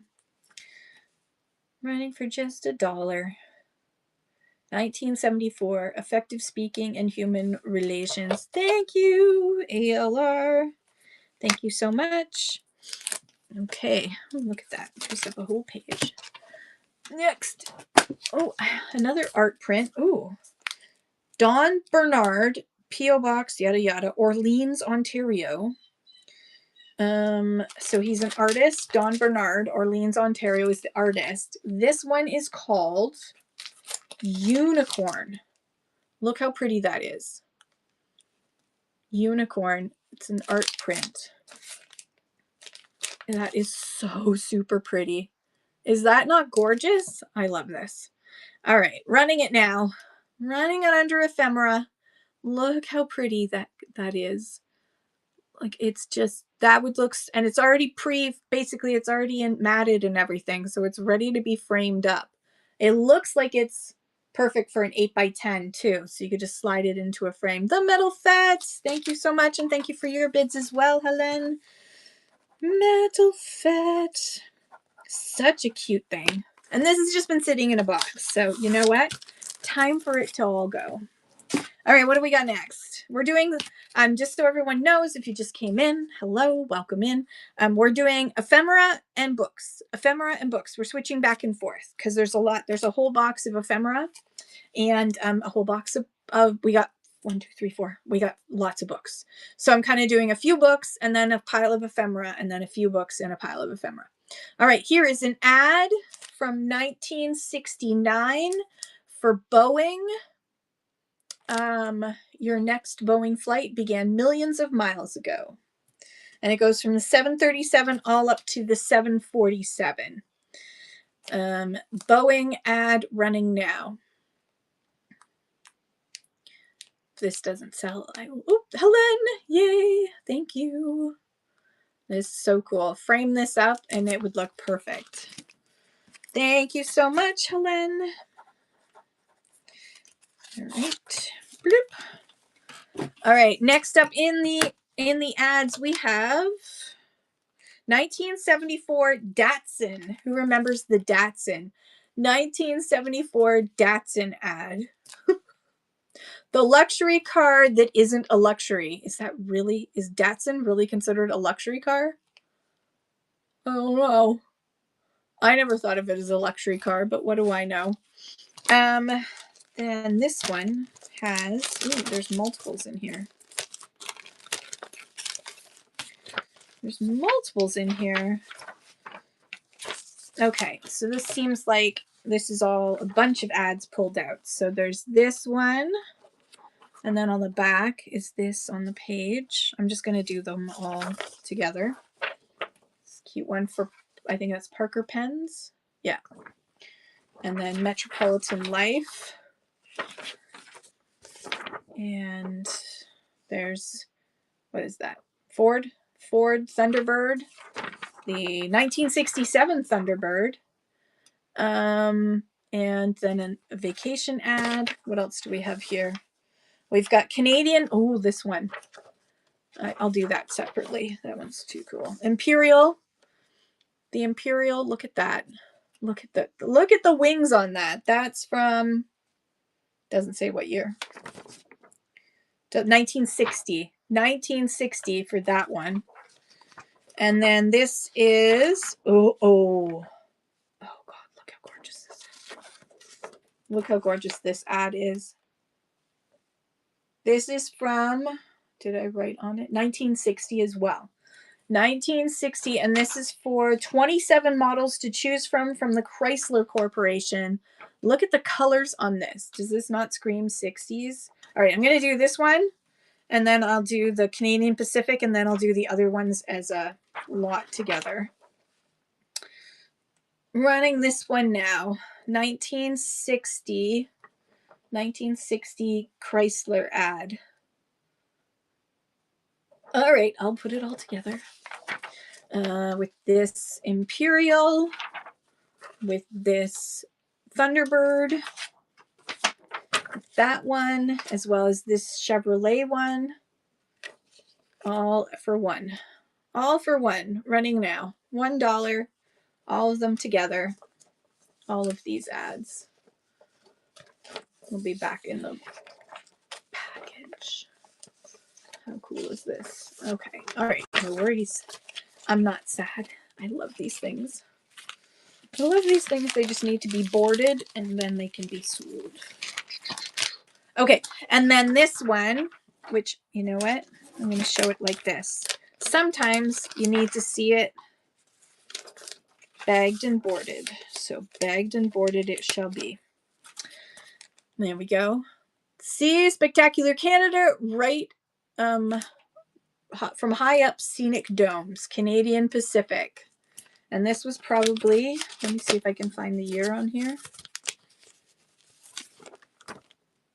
1960. 1960 Canadian Pacific Railway ad of seeing the Rockies up close. Running it now for 10 seconds. 1960 Canadian Pacific Railway ad. No worries. Okay. Bloop. What else do we have here? I'll put those with that. Ooh, the Hunter's Handbook.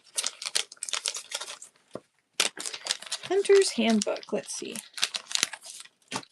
Forest fires. They're costly. Prevent them.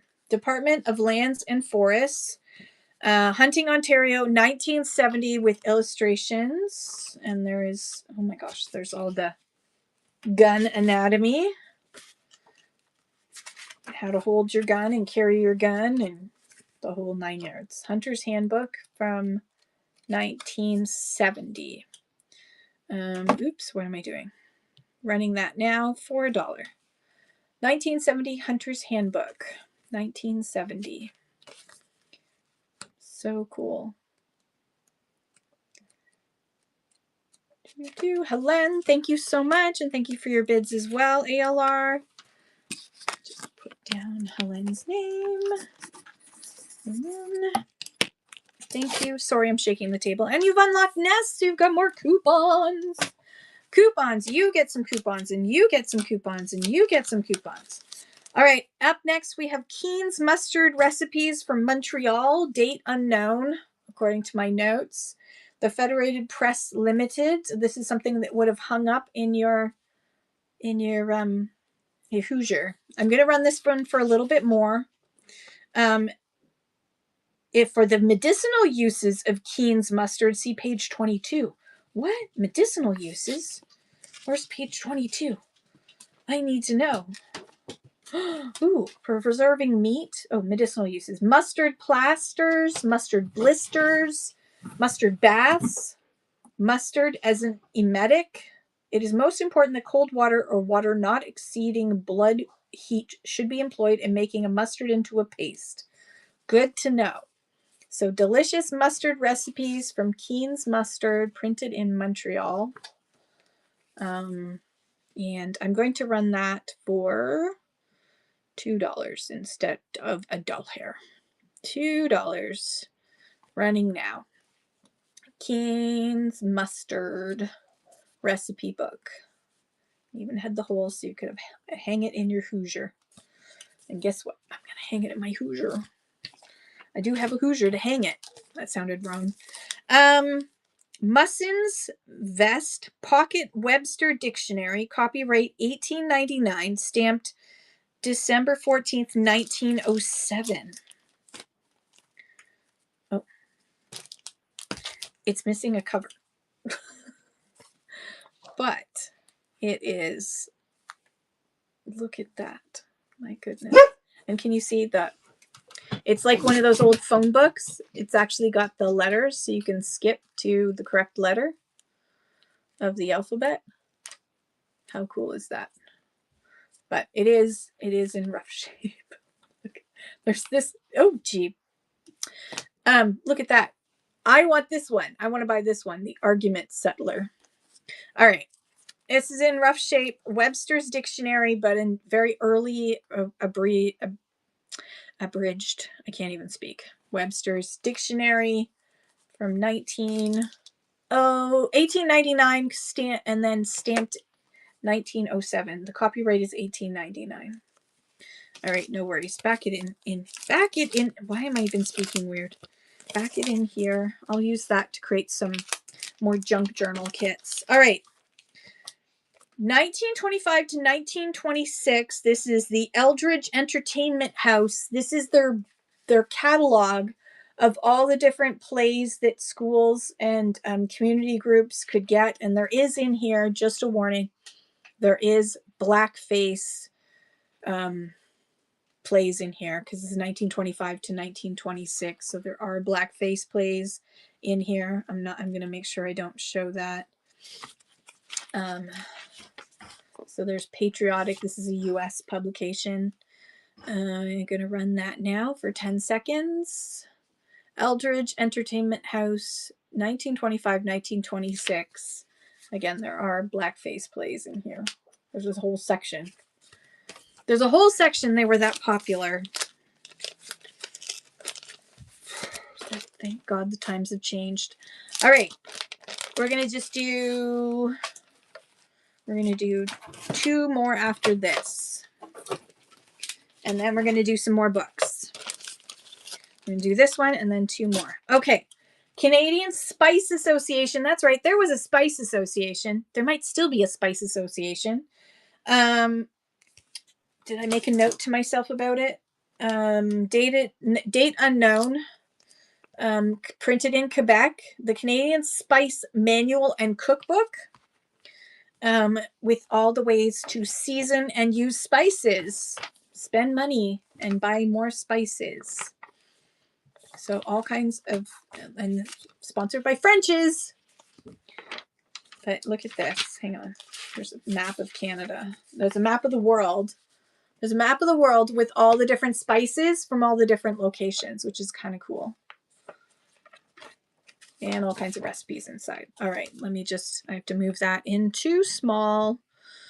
And $2 for the Canadian Spice Manual and Cookbook. And I love this. I think this is so cool with all the spices of the world. Could hang this up somewhere. I love these old cookbooks. They are so cool. Jaire's Closet, thank you so much. And thank you for your bids as well, ALR. I appreciate you all. Oh, look at that. It was Norwood Bulk Foods that gave it away. Norwood's just up the road from me. Technically, I mean, I pay taxes to Norwood, so I live in Norwood, I guess. Just don't live in Norwood. It's a long story. Once upon a time, this used to be Hastings. Or it used to be all part of Hastings. Okay, 2 more things. And then we're going to go do some more books. And then we'll come back and do some more ephemera. This one, Community Sing. This is the official songbook of Gillette's Community Sing, which was a radio program. As you can see, they're all sitting around listening to it. So you would have this this with you so that you knew the words to the songs that they were singing on the radio show. So see, it says sing with Gillette and be happy. Sing and also, and the bottom, for happy shaves, always use Gillette blades in your Gillette razor for your happy shaves. And there's the orchestra leader. So you would sit around the house and you would watch.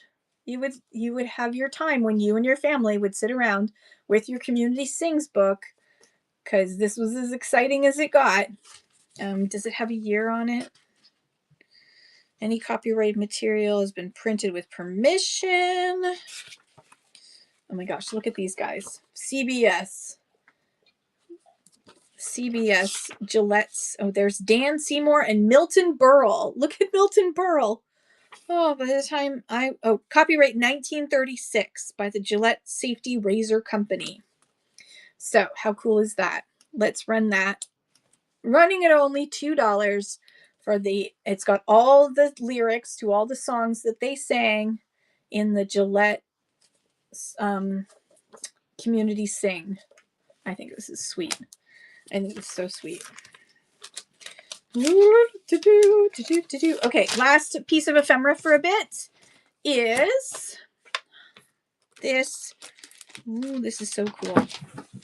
So this is part of Gold Medal products. You would, with your red and white brands of tea, Gold Medal and red and white brands of tea, coffee, cocoa, spices, jelly powder, mustard, peanut butter, extracts, baking powder, custard powder, you would get one of these certificates. Hey, Donna, you would get one of these certificates for to be able to exchange it for something. So, for example, if you had 500 certificates, you could get silk stockings. For 70 certificates, you could get a silver-plated teaspoon. For 240 certificates, you could get a compact. And for 500 certificates, you could get a coffee percolator. So 500 certificates get you a coffee percolator or silk stockings. And this is kindly present this certificate for redemption before December 31st, 1936. 1936. There's also a premium list. So there's 2 of these. Sorry, they've expired because 1936, this one does have a little bit of a hole in it. It is 2 Gold Medal products, certificates that you could. Yeah, it's a little late. It's a little late. It's a tad late.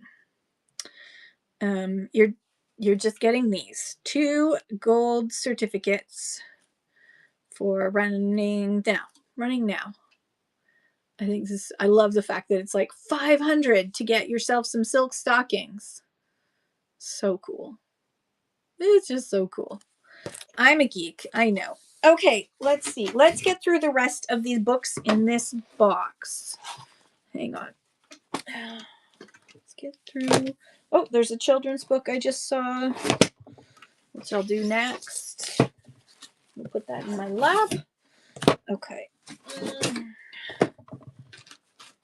Oh, there's some CDs here, Donna, which I'll get to, and something that's basketball related. So let's start with this. The Nutcracker. It's a little children's book of the Nutcracker. Somebody did write in it. This belonged to Duke Howard, December 2012. And this was published in 2007. And it's a sweet little, lovely illustrations of the Nutcracker story. Look at those pretty illustrations of the Nutcracker. All right, I'm running that under small. Boop, and I'm just going to run it for $1. Kids' books go for $1 today. The Nutcracker. Very sweet little book. This would make a fun junk journal too. That would make a totally fun junk journal. All right, where am I going to put you? Oh no, I can use this box again. Hallelujah. Okay, next up we've got another piece of. This is NBA stuff. I'm going to keep it under small. There is a box. The box for Upper Deck cards. Baseball cards. Not baseball. Basketball. From, I don't know what year. 1992. So 1992, the box, interestingly enough, as well as a schedule, the NBA schedule for 87-88. I'm just going to put that together as one thing. I'm going to keep it under small book. Just make life easier for me. So you get the Upper Deck box and you get the NBA schedule from 87-88, which is kind of neat. And was just sitting in a box. Thank you, Absolute Flipping Deals. Donna, that's coming to you. Thank you, thank you. Donna. Oh, Donna. My hair girl. Donna was my name. Since she left me, I've never been the same. For I love my girl. Okay, Alabama. The Musical State of Alabama. 25th Anniversary Collection. Jordan on the box. Yeah, I guess. You know I have no freaking clue. So this has got... What's that? That's... Okay, this is the Ramones' Greatest Hits. It's not Alabama. So, you only get 2 out of 3, because this one's the Ramones' Greatest Hits. But it's got this 25th anniversary booklet about Alabama, so that might be worth it. If not, the fact that one of the is you get the Ramones, because those totally go together, Alabama and the Ramones. So 2 Alabama CDs. You get the 25th anniversary booklet about Alabama and 1 Ramones book, 1 CD. I can't even speak English. Where's my... Put that over there. Okay, what's this? Patsy Cline. Patsy Cline, the collection, it says. 4 cassettes. 4 cassettes of Patsy Cline. Oh my goodness. Ooh, it's got a book too. There's a colorized book. Patsy Cline. The story of Patsy Cline. Sniff test is alright. And then let's see if they're actually in here. Yeah. 1. And they're actually in order too. My goodness. 2. 3. Yep. And 4. 4 Patsy Cline cassettes, plus the Patsy Cline collection book, and of course the box. Patsy Cline on... Oh, yeah, I thought so. She's heavy. She's a heavy girl, but that's okay. We still love her. All right, Patsy Cline. Can you show ribbon of tape? Oh, yeah. Please hold. Please hold. All right, number 4. Looks like it's in good... It looks like it's never actually been played, to be honest, because it's at the blue. It's in good condition. There's 1. There's number 4. Number 3, same thing. It's on the blue, like it's never been actually... Like someone opened it up and then just... Yeah. Also. And... There we go. Still there in Patsy's book. Now, the box itself is a bit dirty. So the box isn't perfect, but including somebody taped this part on that must have been on the cover so that they could remember what was in here. Because I guess it wasn't enough that it said it. So, I'm walking the dog, radio transcription. It wasn't God who made honky tonk angels. That's the second on the series. Okay, $2 for Patsy. Oops, sorry, Patsy. I put you upside down. Patsy Cline. Any Beatles stuff or comics? No comics today, as far as I know. I don't think I have any Beatles stuff, but I'm not too sure. ALR, thank you so much. That's coming to you. ALR. Oh, I feel like I want to play some Patsy Cline music now. Okay. Oh, this is written by Jay McGraw, Phil McGraw's son. So put on your red hat and have some fun.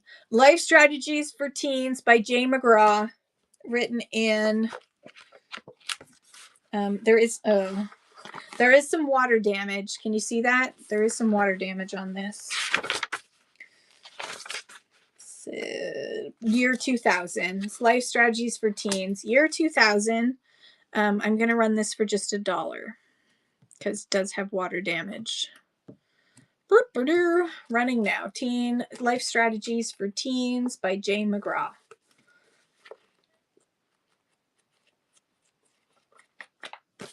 Da, da, da, da. Thank you, ALR. That's coming to you. Sorry, I need to write this somewhere else, don't I? Because I keep bouncing the table every time I do that. Okay, what else do we got? Ontario place names. Ooh, this one's cool. All right, somebody give me the name of a town, a small town in Ontario. We can look it up. The historical, offbeat, or humorous origins of more than 1,000 communities in Ontario. Written by David Scott and Lone Pine Publishing, 1997. Let me see. I'm just going to flip a page. Play again? You got a chance to, you won the chance to play again. All right, let's see. Marysville, population 380 in Frontenac County on Wolfe Island on highways 95 and 96. The post office was established in 1845 and named after the first postmaster, Mary Hitchcock. Okay, let's see. Asphodel. Maybe I can get an answer as to why I technically live in Asphodel. I hate the name. Nope. No. All right, let's look up Hastings. Hagersville, Hamilton, Hanover, Harwood. I love Harwood. Yay. Hastings. Ooh, there we go. See, it was once upon a time. Oh, I will look up Tweed too. In Asphodel Township, Peterborough County, it's no longer that way, and Percy Township, Northumberland County, on both banks of the Trent River, yada yada. United Empire Loyalists settled on the south side of the river mouth in 1795, and natives lived on the north side until 1818. James Crooks built a mill on the river in 1827 and laid out a settlement he called Crooks Rapids. In 1852, the first postmaster, H. Fowles, renamed the community to honor Francis Rawdon Hastings, the Marquis of Hastings. And we're going to look at Tweed. And then I'm going to sell the damn thing. Hang on. Sell it, Kim. Stop talking and sell it. Okay, so Richard Woodcock was the first settler of Tweed, Donna. He arrived in 1828 and the following year built a dam across the river. By 1830, Allen Monroe had built another dam, and erected the first saw and grist mill at the site. It was first known as Hungerford Mills after the township. The Monroe Mills changed hands several times until they were acquired by James Jameson, a Scot who had traded his foundry business in Belleville for the mills and surrounding land. He divided the land into village lots and named the place Tweed after his hometown in Scotland. So that's why you live there, Donna. You live there because it's named after his hometown in Scotland. And in 1967, Tweed residents elected what is believed to have been the first all-female council in Canada. ALR, thank you so much. Thank you, thank you. Did you know that Tweed elected the first all-female council in all of Canada, Donna? History in the making. Okay, life is your best medicine. A Woman's Guide to Health, Healing, and Wholeness at Every Age. Life is your best medicine? What the fork does that mean? Your body is your most faithful friend, one of your most valuable resources, the sacred vessel that holds your spirit. I can think of a few things more worthy of your devotion. The science is irrefutable. No drug on the market today can come close to the power of a healthy lifestyle in preventing disease and improving quality of life. Okay, I mean, I don't disagree with that, but this is the dumbest. Life is your.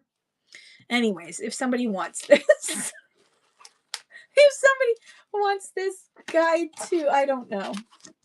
A virtual roadmap to well-being that is both sensible. Yes, we are still doing. If you're still up for it, I'm still up for it, Donna. Ooh, Steve Jobs. Holy shit, that's heavy. This person had a lot to say about. Sorry, I swore. This person had a lot to say about Steve Jobs. Oh. Steve Jobs. There he is. There he is. He looks creepy in both. I know he's dead now, so don't speak ill of the dead. All right. From the author of the best-selling biographies of Benjamin Franklin and Albert Einstein is this exclusive biography of Steve Jobs, written in 2011. 2011. Yeah, Campbellford. We can meet. I was thinking the Riverside. It's near Stedman's. Okay, Steve Jobs. Steve Jobs. We're gonna run Steve Jobs now. I'm not gonna read it. I'm just gonna run it. $2 for Steve Jobs. A hunka burnin' love, all about Steve Jobs. 12. Let's aim for 12. If you're good with 12. 12, 30, whatever. I'm good. I'm good with whatever, Donna. All good with me. Ooh, it's a magical world. It does have scudge on it. It needs to be washed off. So, Calvin and Hobbes, it does need a bath. I'm sure that will, yeah, it just needs to come off. It just needs a bath. The cover needs a bath. You have been warned. I do not pre-bathe when I'm just pulling from, this is all stuff that just came in from an auction. 1996. 1996, It's a Magical World, Calvin and Hobbes. If you're my age, Calvin and Hobbes was such a thing. Such a thing. 1996, 30 years old now. Holy crud. 30 years old. Let me just double check the weight. Oh, the back of the cover also needs a bath. I don't know. Somebody was having their pizza. We're going to run that for $2 because it needs a bath. So you get $1 off to clean it. Calvin and Hobbes, It's a Magical World. Running now. It's a magical world. It's a world of laughter, a world of tears. It's a world of hope and a world of tears. There's so much that we share that it's time we're aware. It's a magical world after all. Okay. Let me grab some more ephemera and such, booklets and little things and such. And I have one more book. I'm just going to kind of grab. Oh, God. Okay. All right. I grabbed my ephemera, which is next. One more book. An illustrated history of automobiles. Automobile. Oh my gosh, that's very cool. I want that one. Look at these. Automobiles. Automobiles. I'm like saying that clearly I need to grow up. Nope, I don't want to. Not going to. 1980. 1980. Raid! Oh my goodness. Frinny! Thank you so much, Frinny. Mention in chat. Boop. Thank you so much, Frinny. I'm going to moderate you so you can make an announcement of what you have going on and when your next show is. Thank you so much for the raid. Everyone, please follow the wonderful Frinny Mins and welcome in, my friends.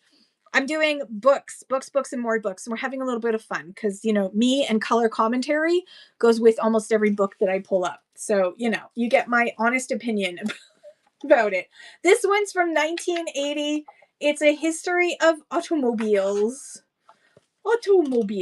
And I'm going to run that for a whole $2. And everyone, make sure you are following the wonderful Frinny Mins. Thank you, ALR. Can you can someone buy me this thing? It looks very cool. Although it might be like the Cybertruck and doesn't actually function properly. ALR, thank you, thank you. It looks a little strange. How do you get in?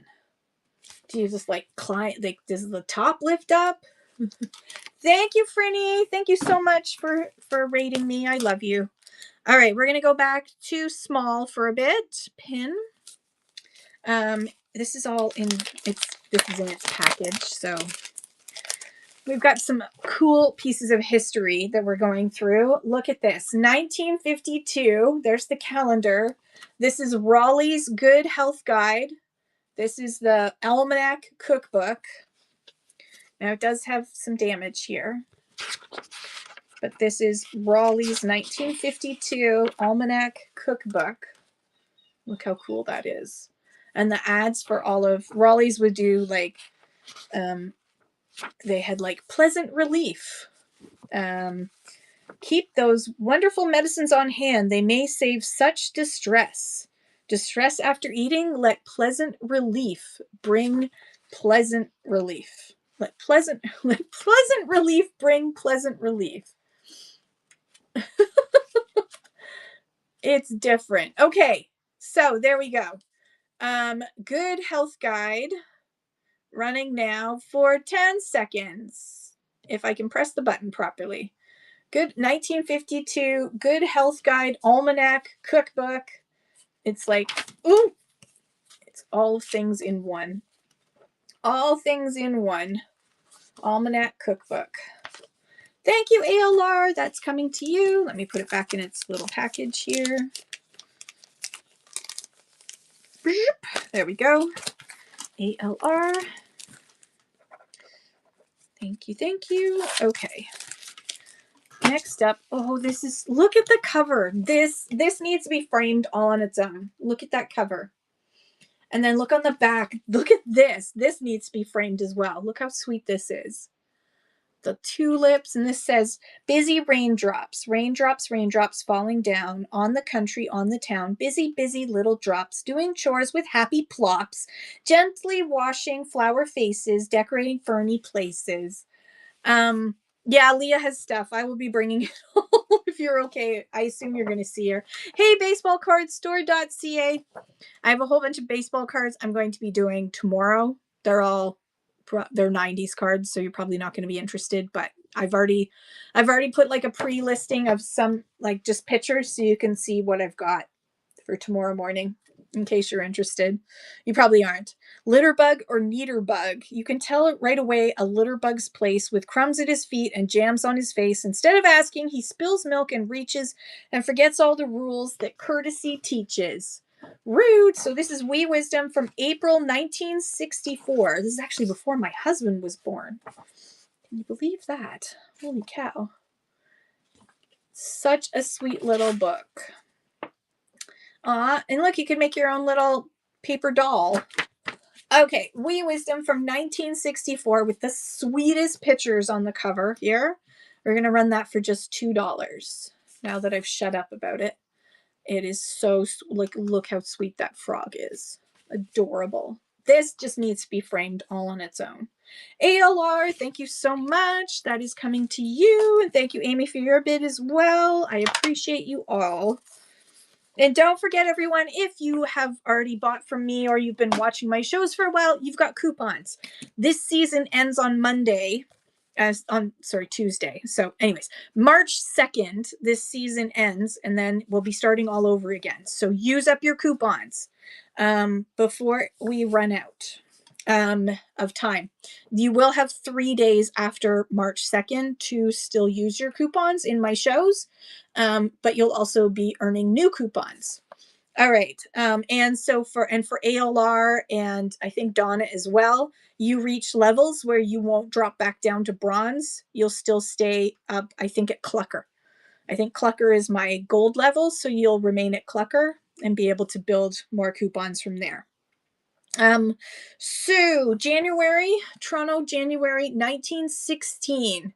Yeah, you get all the cool coupons, and I'll be sending you some coupon codes as well, some extra coupon codes. This is a magazine devoted to elementary and secondary education in Canada. And it's got cool little ads for like the School of Mining and Queen's University in Kingston, as well as like school supplies. Like there's the Royal Typewriter that would make an excellent cut these out and frame them type ads. There's even like Draper's schoolhouse window shades. But then it's also got information. So there's studies in literature. This is 1916, so this is in the middle of the First World War. So there's the causes of the war, prominent events of the war, a diary of the war, the work of General Botha in South Africa. There's all kinds of history and current events history in here as well for teachers. So it's pretty cool. Running it now for just $2 for this school. Printed in 1916. 1916. Doug Gota, thank you so much. How cool is that? Thank you for your purchase. And you've unlocked eggs, so you've unlocked a whole bunch of coupons you can use. Dragota. Thank you, thank you. Welcome to being a clucker. Well, you're not yet a clucker. You're an egg, but welcome to the chicken coop. We have a lot of fun here. We try to, at least. Or at least I try to. I don't know. I try to have fun. If you guys also have fun, awesome. Okay, handbook. The Federated Women's Institutes of Ontario Handbook. Ooh, 1971. Wow. Okay. The Federated Women's Institutes of Ontario. The handbook from 1971. I'm going to run it under ephemera. Boop, boop, $1. Here we go. $1 for the Women's Institute of Ontario. Just a doll hair. Thank you, Dragota. ALR says, no, I want that. Very cool. 1971. Women's Institute. Thank you, ALR. Thank you, Dragota, for your bit as well. I appreciate you. Alrighty.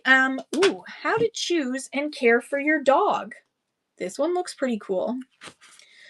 For those who love animals do not need to be told the joy of owning a dog or the benefit to children of having one as a pet, but how to select a dog companion, then feed, train, and treat this faithful friend. These are matters to be learned from an expert. Hence, this authoritative booklet to guide you in seeing that your dog has something better than a dog's life. So it is a guide from Reader Mail Limited, Toronto, printed in Canada. I don't see a date. I do not see a date on it, but it is a guide to choosing your dog, feeding your dog, treating your dog, cutting the dog's nails, the whole 9 yards. And you know what? It's still relevant today, I'm sure, because it's a dog. Dogs are best. Just saying. I only have 3. And mine is like miraculously gone to sleep. It's a miracle. Thank you, ALR. Maybe my husband is entertaining him downstairs. It's okay. This one wasn't chewed. The other dog book was chewed up by a puppy. Oh, and then this one is Good Table Manners, also by the same company. So this is all good table manners. Look at that. The dinner drama, course by course, the table implements, when fingers are used, children's manners at tables, manners at tea and buffet parties, restaurants, clubs, and dining cars. When you're on a dining car, you need to know what to do. It's not that simple. You can't just dine in the car without, checking in and making sure that you have good table manners. Very important to have good table manners, everybody. Extremely important. Thank you, ALR. Thank you, Amy, for your bid as well. I appreciate you guys. All right. What else do we have here? Ooh. Holman 1997 graphics collection. Ooh, this is going to be cool. It's going to be art. I love art. Ooh, okay. This is Shaman's Cub on the cover.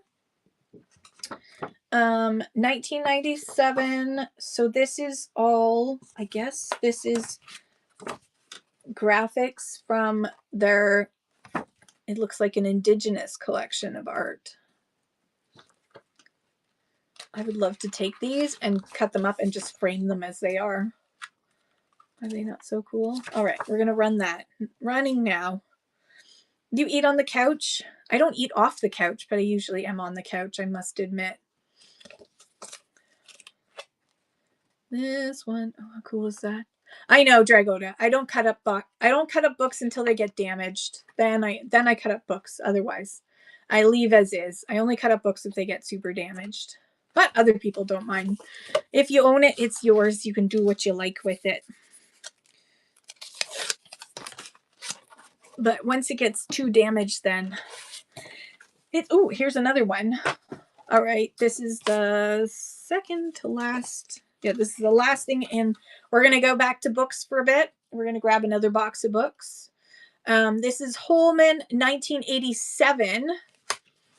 More prints that they had available. Ooh, look at that. Holman Island Prints 1987. So look at these ones. How cool is that? Oh, I love these so much. Oh my goodness. Okay, running now. Running now. Holman 1987 Prints catalog. Thank you, ALR. That's coming to you, ALR. Okay.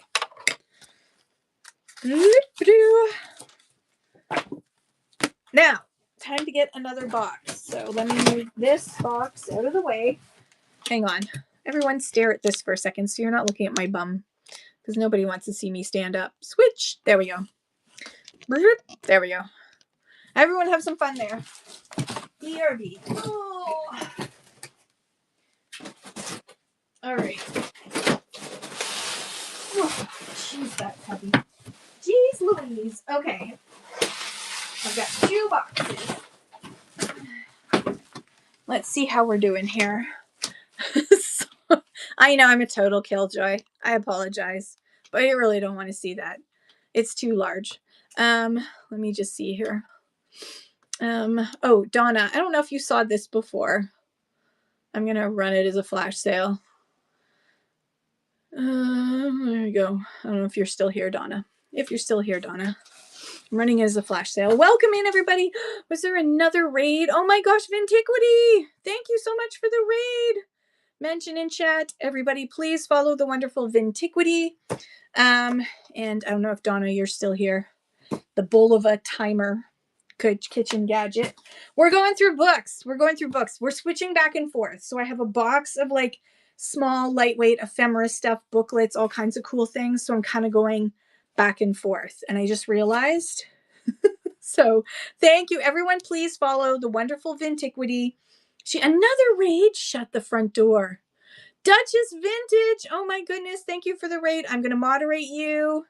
And then I'm going to mention you in chat. Feel free to Vintiquity and Duchess Vintage. Everyone, please follow and feel free, both of you, to mention where you're. Oh, you bought the yay timer sold. Thank you so much. Thank you. It's a very cool piece. It was one after the other. Welcome in, everybody. Thank you so much. Please follow Vintiquity and Duchess Vintage, and Vintiquity and Duchess Vintage. Please feel free to share what you have going on. I'm going to pull up a piece of ephemera, and then we're going to do some books. We're going to do a few books, then do ephemera, a few books, then ephemera. Hey, Atelier. So this is a Canada Bread Company ink blotter. So you would have this to blot your ink. You would write a letter and you would blot your ink. Thank you for the raid, both of you. Oh my gosh, thank you guys so much. I appreciate you. So I'm going to run this under ephemera for just $1. Don't run things for $1. Don't do what I do.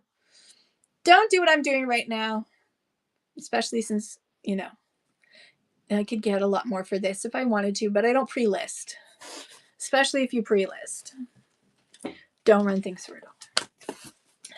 If you can help it. I mean, you do you, boo. But I just recommend don't do it. Okay, what do we have here? All right, we're going to do some books. And then we're going to dollar bills, y'all. Yes, check out Vintiquity's profile. Please check out Duchess Vintage as well.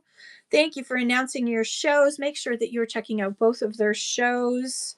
This is an extra large book. This one is very cool. It is Collecting Canada's Past. Oh, it's so heavy.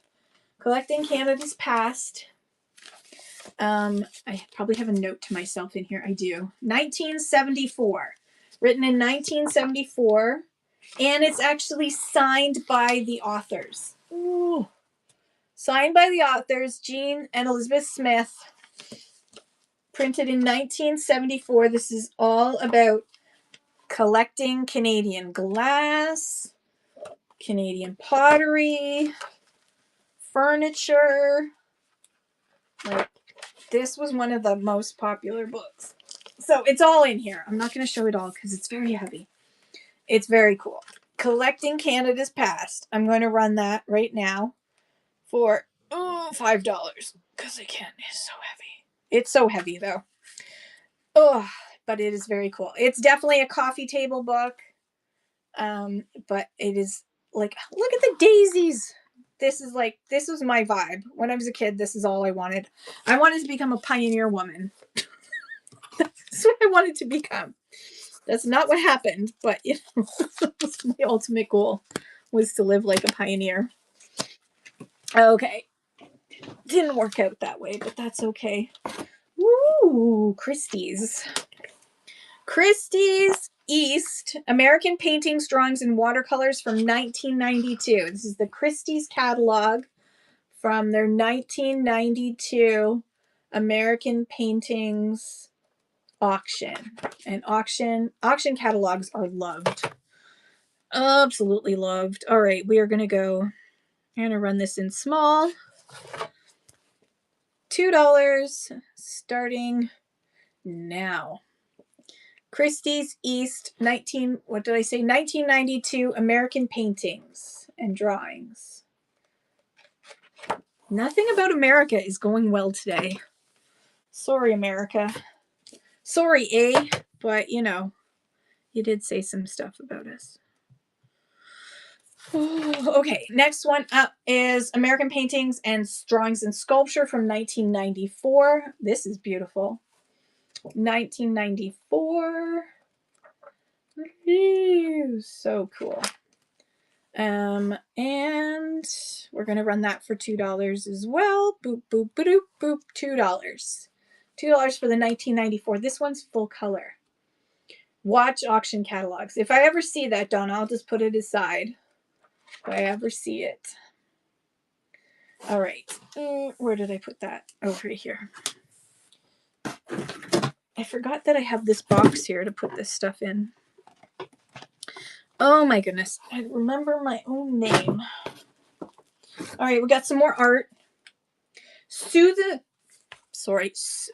The last two together. Yeah, absolutely. Let me just find them, and I'll just have to up the weight. All right, yeah. We'll run both of those together as one for just $3 instead of $2 each. Two together. Christie's catalogs. Thank you for asking, ALR. ALR, thank you so much. Hey, always great deals. I'm the deal girl, and it's what I am. It's what I am. I buy low, sell lower. No problem. Thank you for asking, ALR. Okay, Susan Rothenberg, Paintings and Drawings from 1992. I mean, if I ever actually run out of inventory, then maybe I'll start selling for more money because I'll have time.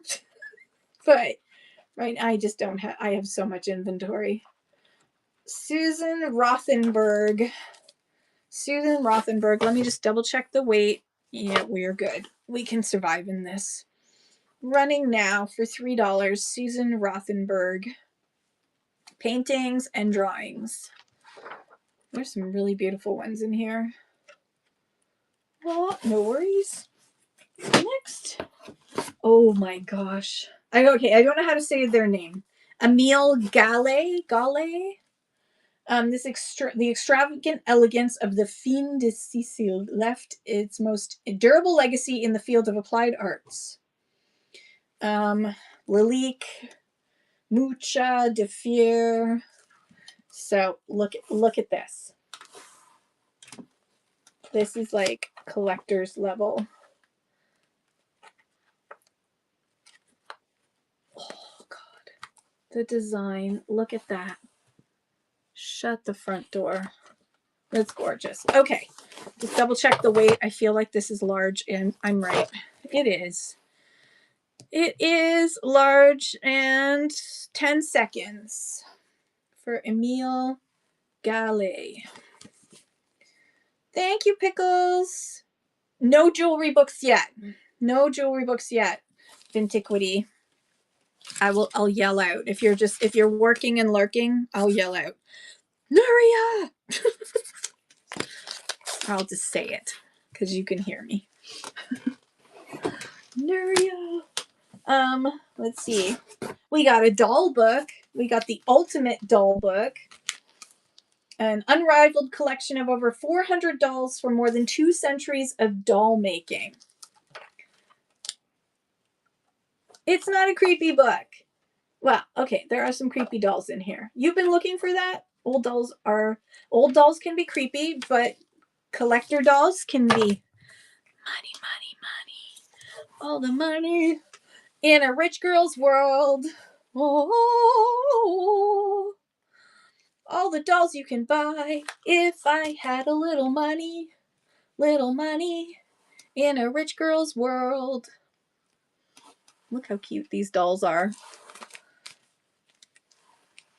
Very cute. And it's got like it has a whole section I saw that looked like Nora Peters dolls. But it's just patriotic character dolls. Thank you, ALR. Thank you so much as well to Metal Fett. I might have some more doll stuff.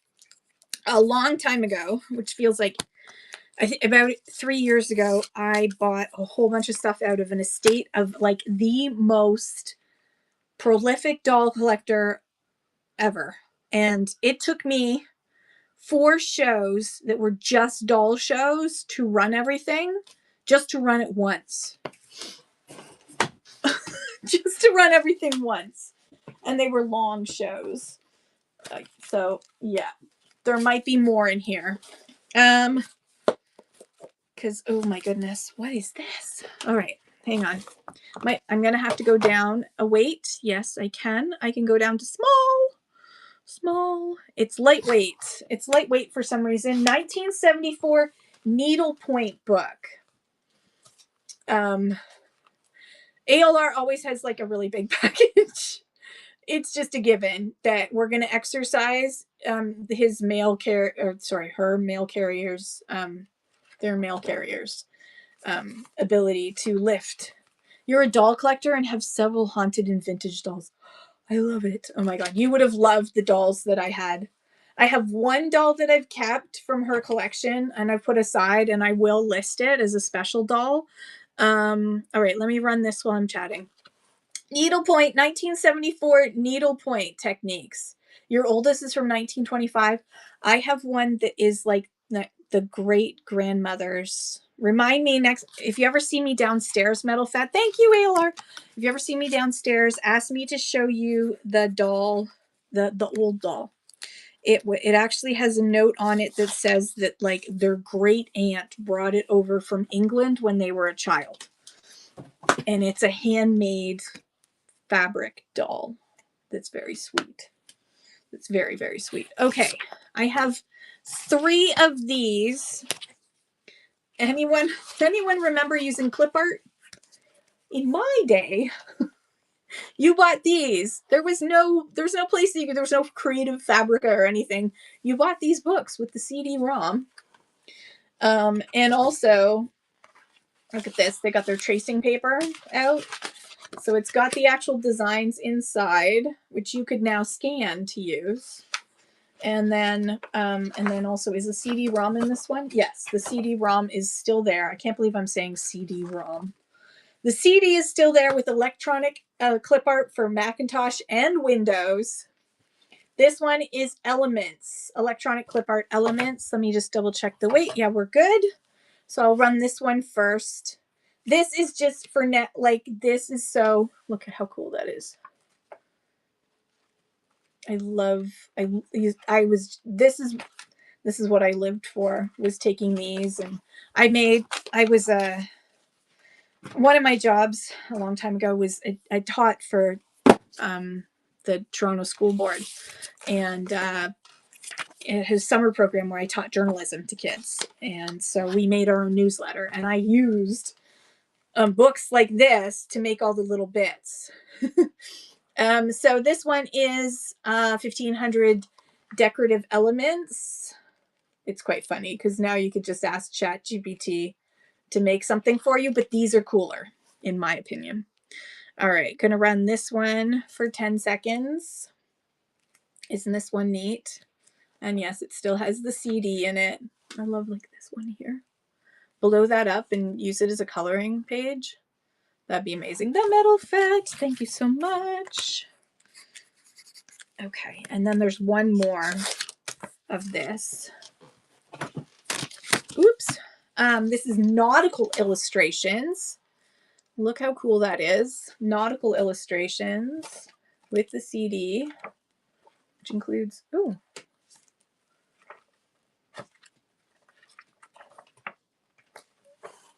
my goodness. Oh, how cool is that? Ooh, look at that one. All the nautical illustrations. Okay, so Nautical Illustrations is running now. Nautical themed illustrations from Dover, electronic clip art.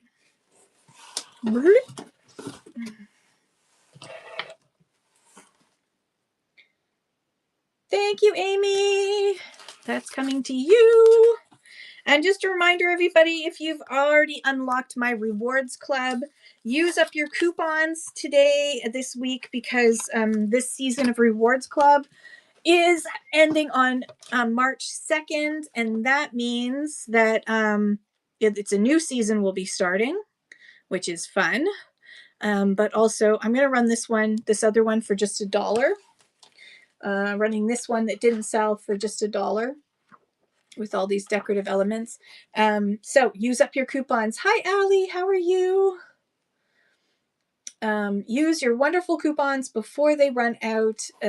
You have 3 days after the end of the season to use up your coupons. For those who have those who got to Clucker and above, I'll be sending you special extra coupons to thank you. The Metal Fett, thank you so much. Another fun thing to add to your box. Okay. Let's see. I think we'll do the school box, and then we'll go back to ephemera for a bit, and then we'll do another box. You guys good with that? Does that work for y'all? Ooh, English drama. Okay, Dragota says yes. Everyone says yes. All right. This one is extra large. It is super, super heavy. Boop. This is English drama, 1580 to 1642. This reminds me of the textbook that I had in university. This one was written this was for, looks like Yale University. In 1933, English literature from 1850 to 1964. And look at that. So just so you know that the spine isn't perfect, but no, I love these old books. Oh, and there's some leaves coming out. Hang on. Gotta protect the leaves. There's some on my boob now. Oh, they're clovers. Oh no. They're clovers. That might be a 4-leaf clover. All right, we'll put that down. Yeah, I think they're 4-leaf clovers that were in here, in the middle of here. Ooh, there's a piece of one. Any water stains? Not that I can see. No, it's in really good shape. And it doesn't even have a smell other than paper. It doesn't smell like old paper, old library paper. And you will also get these 4-leaf clovers. I think they're 4-leaf clovers. Yep, 4-leaf clovers that were in the middle. So I'm looking over a 4-leaf clover. I'm going to do this for just $5 because I can. 1933 English drama from 1850 to 1642. And it comes with 4-leaf clover bonuses, which I will place carefully in the middle, ALR. Thank you, ALR. All right, putting that back in the middle there. Your 4-leaf clovers for good luck are back in the book. Okay, oh, gotta write your name down on a sticky. Welcome in, everybody. If you're just joining, my name is Kim. We're doing books today. We're having a lot of fun. This morning I ended up in giggles because a How to Train Your Super Puppy book was chewed by the puppy. And that will probably be something that Megahertz brings up every single time he goes into my show is, do I have any chewed up books available? Okay, Men, Ships, and the Sea. Men, Ships, and the Sea. This is part of a National Geographic series, new edition.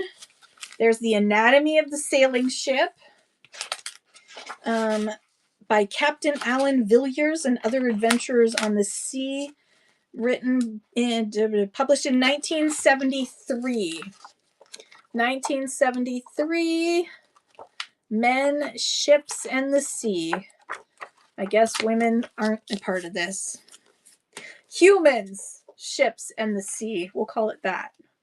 All right, running that for $4. Running now. Men, Ships, and the Sea. What does the book... Oh, good question, Dove and Arrow. Ooh, it's kind of cool. It's kind of cool. Sorry, just saw that. Didn't see it in time. Sorry, Dove and Arrow. Very cool. Thank you, ALR. Men, Ships, and the Sea. And the Sea. Okay. I'm gonna run out of box space, but that's okay.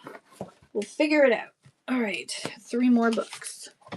My poetry book, an anthology of modern verse for boys and girls. It has been published. Yeah, next time, thank you. You'll have to remind me. Just yell out, cover! Look how sweet that is.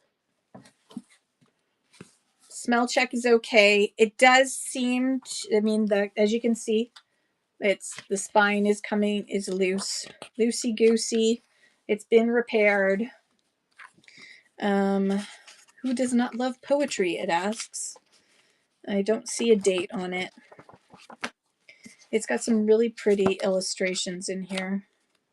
If I could try and get to them. Like, look at this one. Look at that. Isn't that gorgeous? Oh my goodness. That rockabye says the rockabye lady on it. What else do we have in here? I'm not going to get to all the illustrations. And it's all poetry. Look at that one. This is gorgeous. This is absolutely gorgeous. There's another one, a Christmas folk song.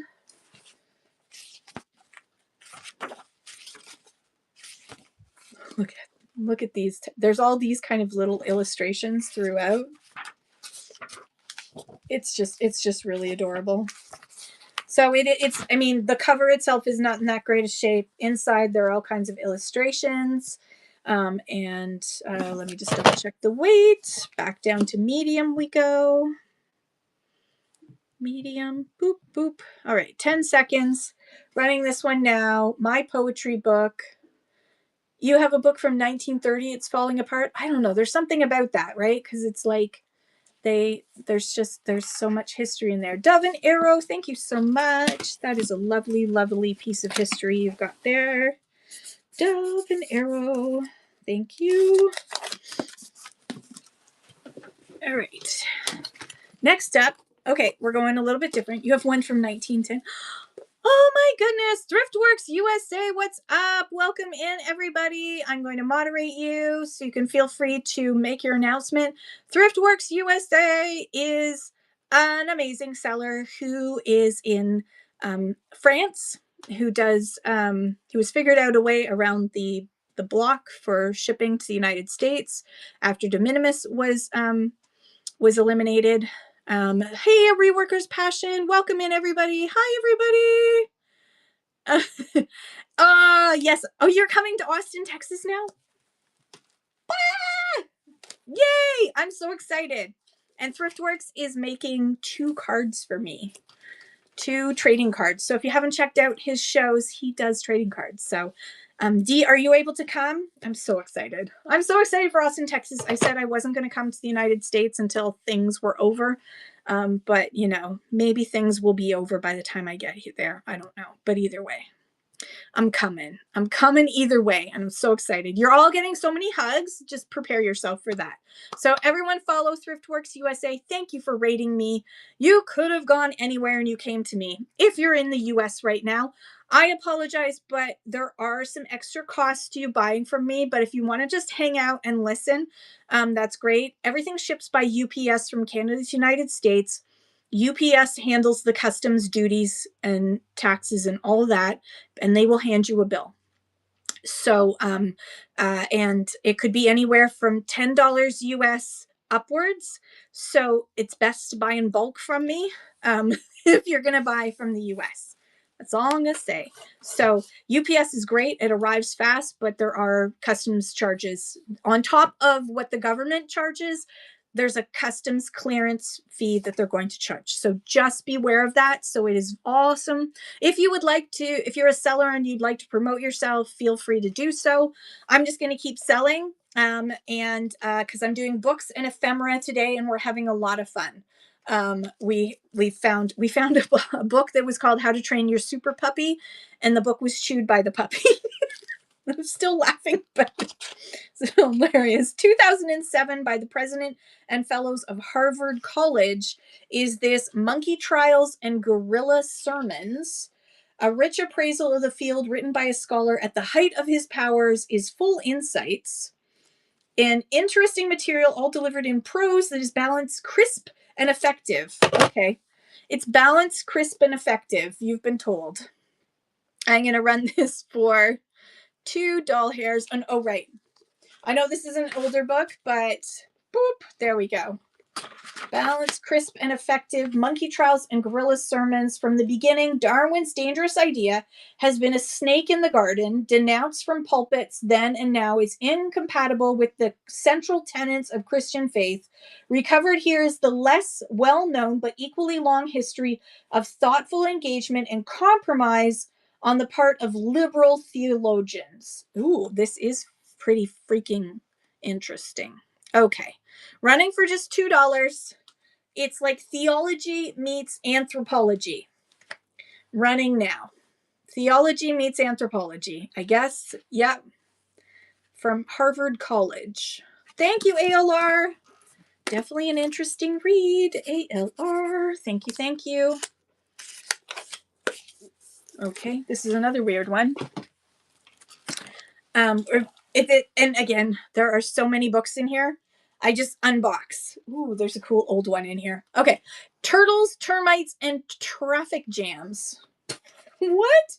Explorations in massively parallel micro worlds. How does a bird flock keep its movement so graceful and synchronized? Most people assume that the bird in the front leads and the others follow. In fact, bird flocks don't have leaders. They are organized without an organizer, coordinated without a coordinator, and a surprising number of other systems, from termite colonies to traffic jams to economic systems, work the same decentralized way.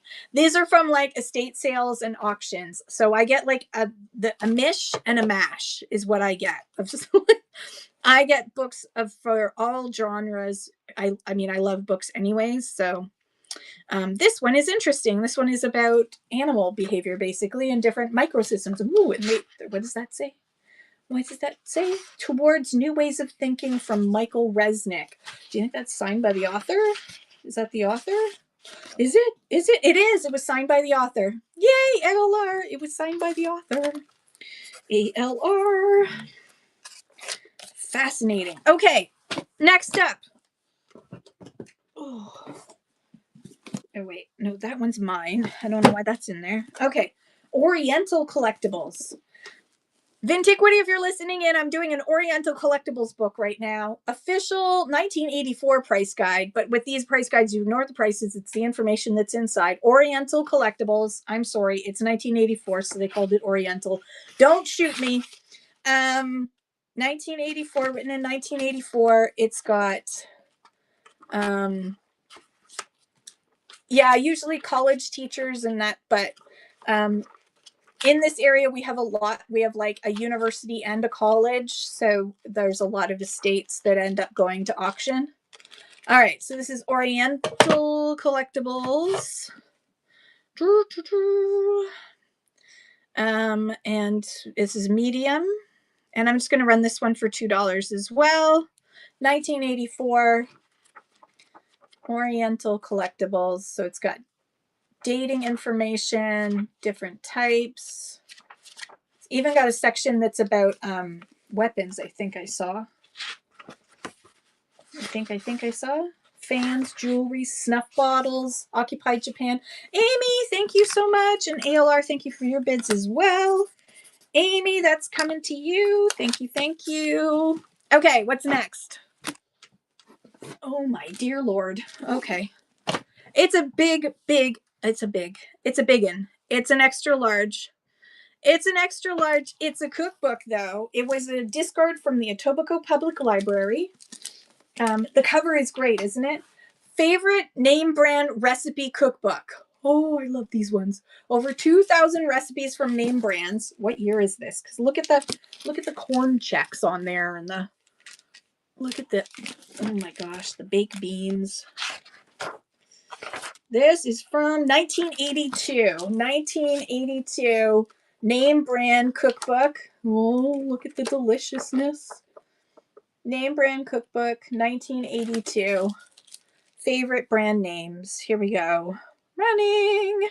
Now for just $6 for this awesome cookbook. Oh God, it's heavy.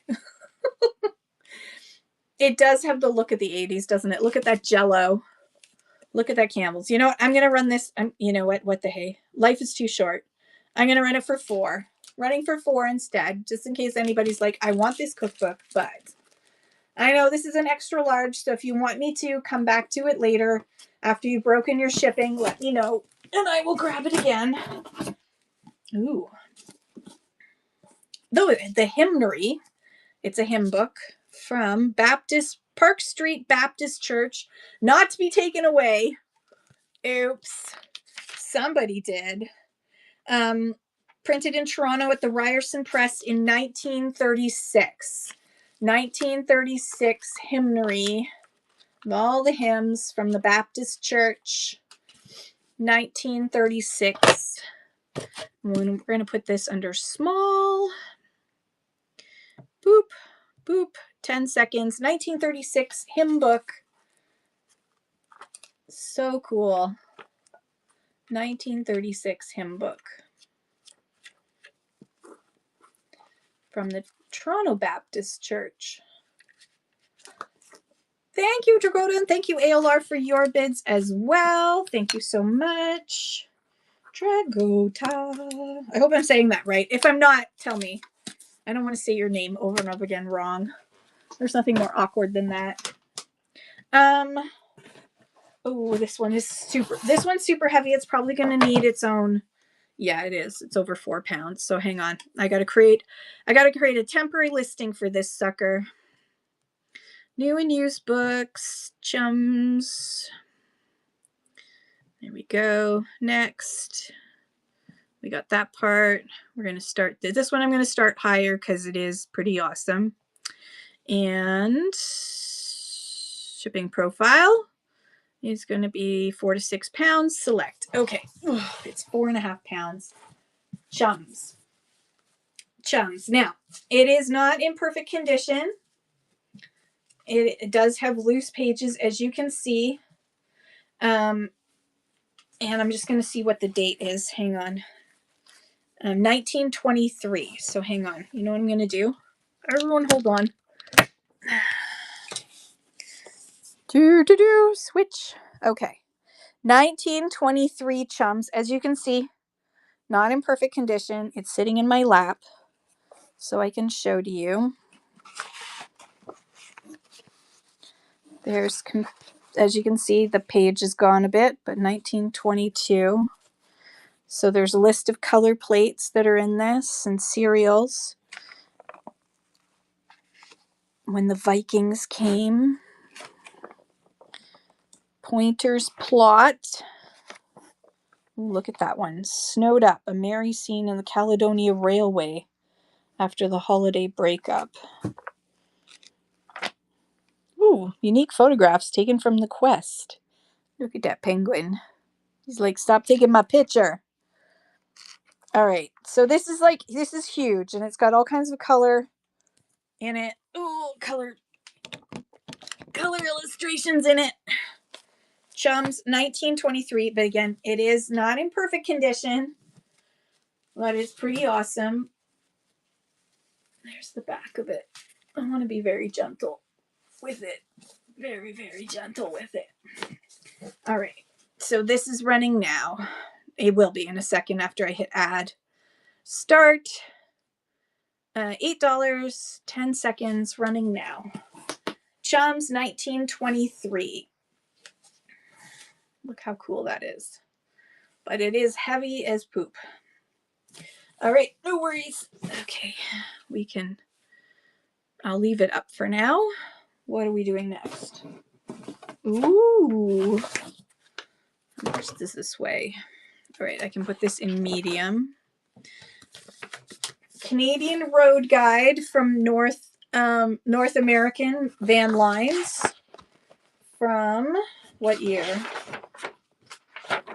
Sorry, hang on. I'm trying to find a year in here.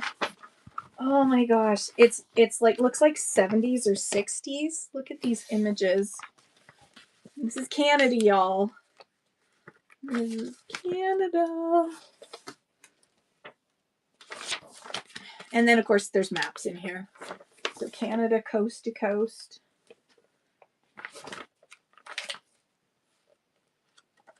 And then there's maps of all the major cities. It's very cool. Very, very cool. Okay, so this Canadian Road Guide, I don't know the year. 1970, it looks like. So it says revision 370. So that's 1970. So 1970, I do believe. Canadian Road Guide. Could you imagine the road trips that were taken in this? Wouldn't that be so much fun? Dragota, thank you so much. That's such a fun piece of history. I love it. Dragota. Okay. Ugh. Need a new box soon. All right. Here's another one. Road Atlas. This one got spilled on and everything.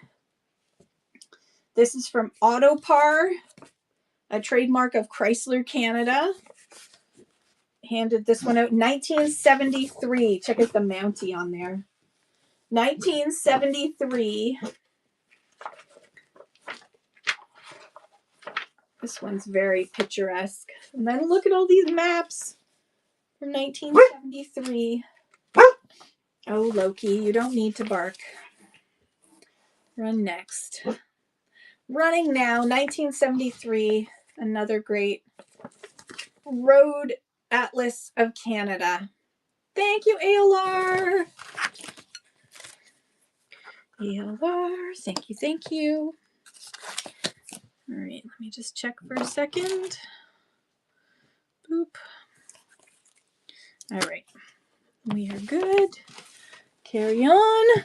Okay, almost done this box, which is good news because I need the box to fill with sold books. So. My sold books pile is overflowing because of all of you wonderful people. All right. Next up in this box, we have... Oh, thank you, Vera Cells. How are you? We have Science and Mechanics. Look at this. This is special boat issue. Bargain analyzer for boat buyers. What's new for 1961 boat buying? Family size planing pontooner. Save $400. Build it yourself. If you've ever wanted to make your own pontoon boat, this will tell you how. I'm glad you're well. How cool is that? The complete road and lab tests on the Buick Special 1961. Three-wheel Suburban Runabout, your second car, question mark. I love these. I love these. 1961 Science and Mechanics. This is the type of thing that my dad absolutely loved. He loved these. All right, small. We're going to start that for $2. I've run some antique books. Yep. And I'm sure I'll probably be running more because we're going to do some more ephemera in a minute. And then we're going to go back to running some more books. We got another box. This one, the next box is pretty good. Vintequity, if you're listening right now, there's another box coming up that you're going to probably love. Popular Mechanics, 1973. Build this VW powered plane and be flying in 6 months. What would John think of this, Nuria? World's first solar powered watch. Donna, the world's first solar powered watch. Also how to fix a gas clothes dryer, how to pick the right paint roller, all the important stuff. December 1973, there's the camel, the requisite 70s ad for cigarettes. Oh my gosh, look at this. How to become your own TV repairman. Yes, but look, you could build your own plane. Build your own plane. All right, running now for 10 seconds. If anyone wants to know how to build their own plane or the first solar, Donna's in for the solar powered watch. How cool is that? Page 172. Now I want to know too. Oh, there it is. Oh, it's on the side. You're supposed to look on the side. Donna needs the watch info. Oh, Donna. Or maybe it was the cigarette ad. I don't know. Could have been the cigarette ad, for all I know. All right, this does have some water damage I can see right away. This one is how UHF will affect your TV from 1962, as well as testing the Far From Dead Ford Cardinal, scrap-built spindle sandler, and 5 Christmas costumes for your home with new project plans for easy making. Look at that. 1962. Look at this on the back. Aurora modeling with the tiny cars. All right, running that one now. 1962. Popular Mechanics. And then we're going to grab some more from the ephemera box after we finish. We've got a few more of these magazines to go through. Popular Mechanics. This one's also got water damage here. Popular Mechanics 1960 with 17 pages of Christmas gifts and decorations you can make. And the world's greatest atom gun blasts off. The world's greatest atom gun? How could it be a greatest atom gun? Oh, look at this. Power tools. He's so happy. Look how ridiculously happy he is. He looks way too happy. Hey, I can make it go. Look at me, kids. Oh, I got power tool. Oh, geez. Nobody wants me. 1972, December 1972. I was alive. For this. 1972, Popular Mechanics. I was actually alive when this came out. Loki, I don't want to hear your opinion. Yeah, I know, Donna. I was not 10. I was not 10. Loki, enough.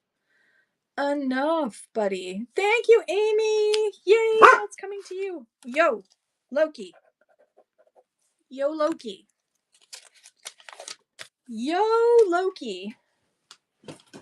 I know you want to give your opinion. You were a few days old. Aw. 1968. And somebody marked a page. Oh, this is falling apart. Okay, I'm going to put that back. That's falling apart. This one's got more water damage. This one is 1962 with the lift-off top, because this was super convenient to have the lift-off top. Trust me, my dad bought one of these, used, not new, and this was a pain in the rear end. He basically just left it. He left it on. He did it once, and he was like, "That was pain in the." He said it. He added swear words. "That was a pain in the freaking butt. I'm never doing that again." And then he sold it on and got an actual convertible. We had a Buick. Oh my God, what was it? A Buick something. Okay, these are actually, yeah, no. These ones, no. Too much. They're going over there. Okay. All right, we're done. That box. We're done that box. Hang on. So that means we can go back and do some ephemera. So let me just grab a pile on the ephemera. The ephemera box is kind of like a mixed bag. Hang on, sorry. A mixed box, I should say. Oh. Gosh, it's heavy. All right, I'm going to grab from the middle. Watcha. Watcha. Watcha. Okay. Oh, my arms are killing me. Okay. Let's start with this one. Oops. Let's weigh it. This can go in. We're going to keep this here. Yep. All right. This is magnets. Popular Science altogether. Yeah. Popular Mechanics. I got 1, 2, 3, 4. Science and Mechanics. Popular Mechanics, Popular Mechanics, Popular Science, and Popular Mechanics. Do you want all of these together? 3, 4, 5. I can run them for $5. They're just going to go in a heavier weight. I just got to remember my weights. Extra large and in charge. And we're going to run that. All 5. Popular Mechanics, Popular Science, Science and Mechanics. For $5 for all 5 of them. That's $1 each. $1 each. ALR, thank you so much. That's coming to you. Right on top. And then make a note. ALR, 5 pieces. Thank you, thank you. I hope you enjoy them. They look very cool. If you build any of that, let me know. I want to see pictures. Especially the pontoon boat. Alice in Wonderland. This is a cute little, I know it's, let me just pull it out here. So it's a magnet piece. And then Alice can wear different outfits. So it all kind of sticks onto her. So she's got like her different outfits. So this is, I don't know if all the pieces are here. This is number 12, Alice in Wonderland. It's very sweet, actually. It does have a warning. Don't give this to children under 3. Yes, that's perfect, ALR. I'm sure we can figure out a place where you can land. There's a farmer's field behind me. Maybe we can just do it there. All right. What did I say the weight was? Is it still in ephemera? Yeah, we're good. Okay. Pin. All right. I'm going to run this magnet dress up Alice in Wonderland. It is so very sweet. Look at all the little outfits that Alice can wear. Look at her. She can become a bunny rabbit. She can, what else? Oh, this one's pretty traditional for her. That one's pretty cool. PB&J, thank you everybody for your bids. This is so cute, isn't it? I love it. I love it. Okay, it's called Magicloth Doll. How cool is that? PB&J, PB&J. Thank you so much. That's coming to you. Boop. Okay, what do we got next? Ooh, here's another one. This is Celebrity Paper Dolls. Jeanette McDonald contains 9-inch doll, 5 costumes, and 4 hats, one of a series of 8. Collect them all from 1992. And then there's all of her outfits there.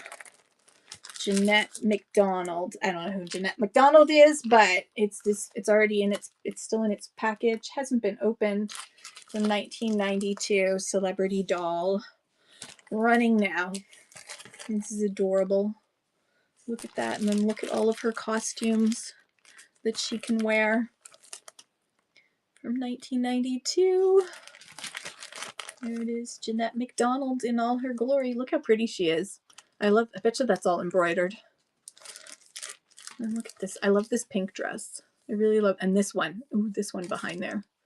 I love that one too. Wait, let's shake it down. Shake it down. There we go. ALR, thank you so much. Thanks everybody for your bids. I love you guys. ALR, that is coming to you. Isn't it fun when we mix in some ephemera? Oh, this is way too much fun. Ooh, this says, oh, this is a, I can't remember. Who was the doll person? There's some Madame Alexander doll stuff in here, it looks like. And some other doll things. This is from this is from the estate. It was all in this envelope. Dolls part. But this is not what it is. Let me show you. Okay. It's still in, we're going to keep it in ephemera. So first of all, in this lot is this cute little American greetings card that's a doll. Isn't that sweet? So it stands up. It's like it stands up. So that's why she had it. She kept it because of that. She was a doll collector and a half. And then in here is all these House of White Birches.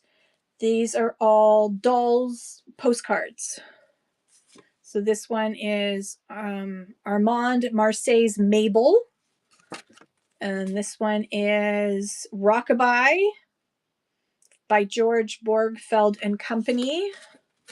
Oops. This one is Armand Marseille. Ernst Hubeck's Koppeldorf Factory. Armand Marseille. Fabrication de bébés et jouets. German Parian tucks a tiny German character baby into a Christmas stocking. Mary Hoyer's original concept was to produce dolls with realistic childlike features. As demonstrated by the 2 dolls on the left, nearly all early China doll heads had black hair. I didn't know that. A handsome American schoolboy is served by an unidentified German doll. Unidentified German doll. There is a whole bunch of dolls. This is Fabrication de Bébés et Jouets. Clay and Han, Dollar Princess. There's another one with the German schoolboy and another Armand. But wait, there's more in this set. I'm doing it all at once. Okay, I'm just going to flip through the rest of these. These are printed onto photo paper. So I think she printed this out of old books. These are all doll. Look at all these dolls. She did a lot of presentations and such. Oh, there's some marks. The language of dolls. There's a language of dolls. Bonnet doll. Oh my god. Okay. There's this one. There's a whole bunch. They frame these up. They're so cool. These are all on photo paper. These ones.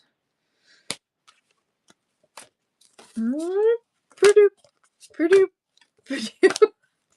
Oh my gosh, there's some.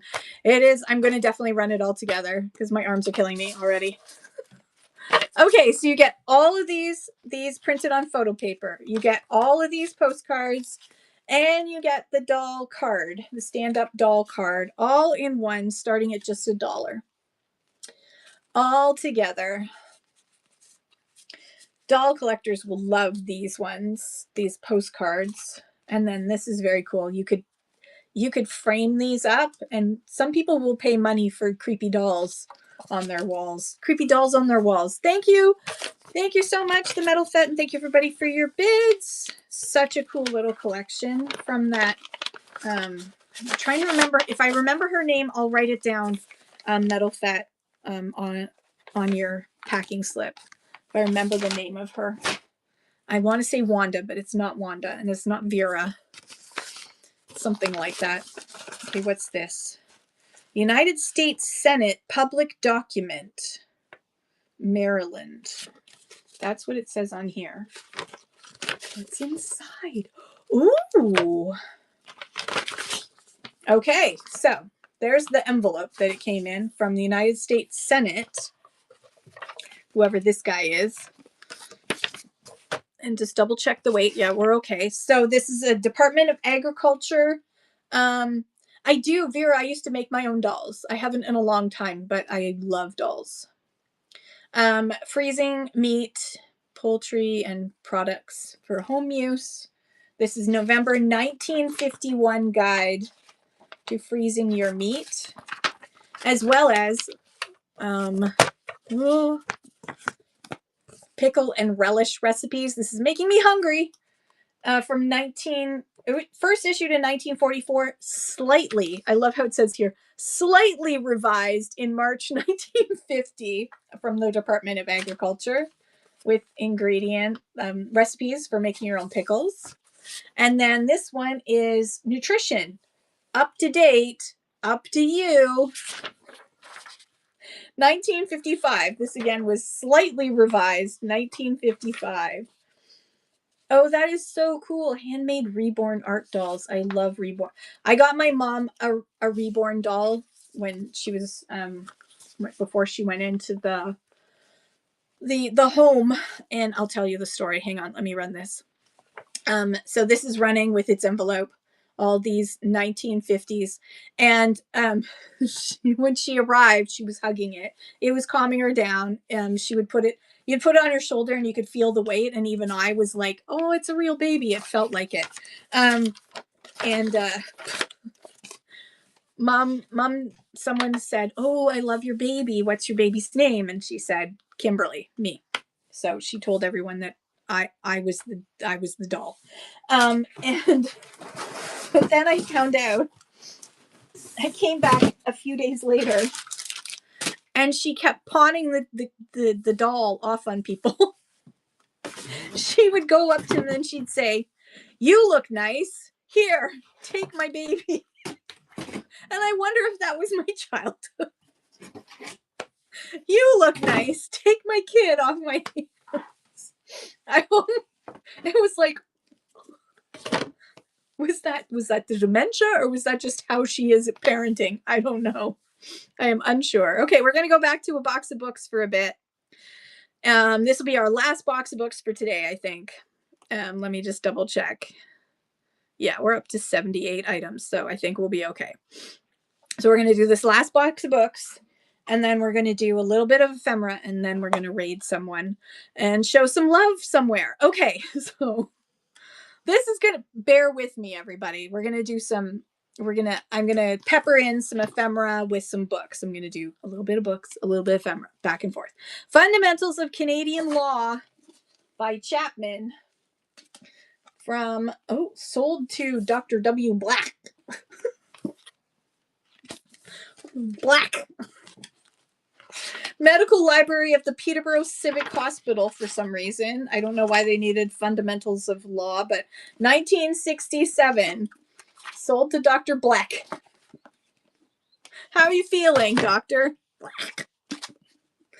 Oh, dear. All right. Shut up, Kim, and run it. Oh, I need to grow up. I'm never going to grow up. I don't know why I even say that. It's just not going to happen. All right. Dr. Black's Book of Canadian Law is running now. Sorry, Dr. Black. Nobody loves you. Ooh, this one's cool. Materia Medica. Check author name. What is the author's name? Far Chapman. F-A-R Chapman. let's see. Materia Medica, this says. Ferguson and Lucas. Henderson's. It's, ooh, what's this? There's a note inside. Oh my goodness. Drug list. Memorize Latin and English names. Common synonym. 1952. 1952. Memorize Latin and English names for all these drugs. These drugs are to be learned also under the headings of Drug List A. Okay. Hey, this is from Dr. Bleck as well. This is Dr. Bleck's book. I guess I got a whole bunch of stuff from his estate. Thank you, Dr. Bleck.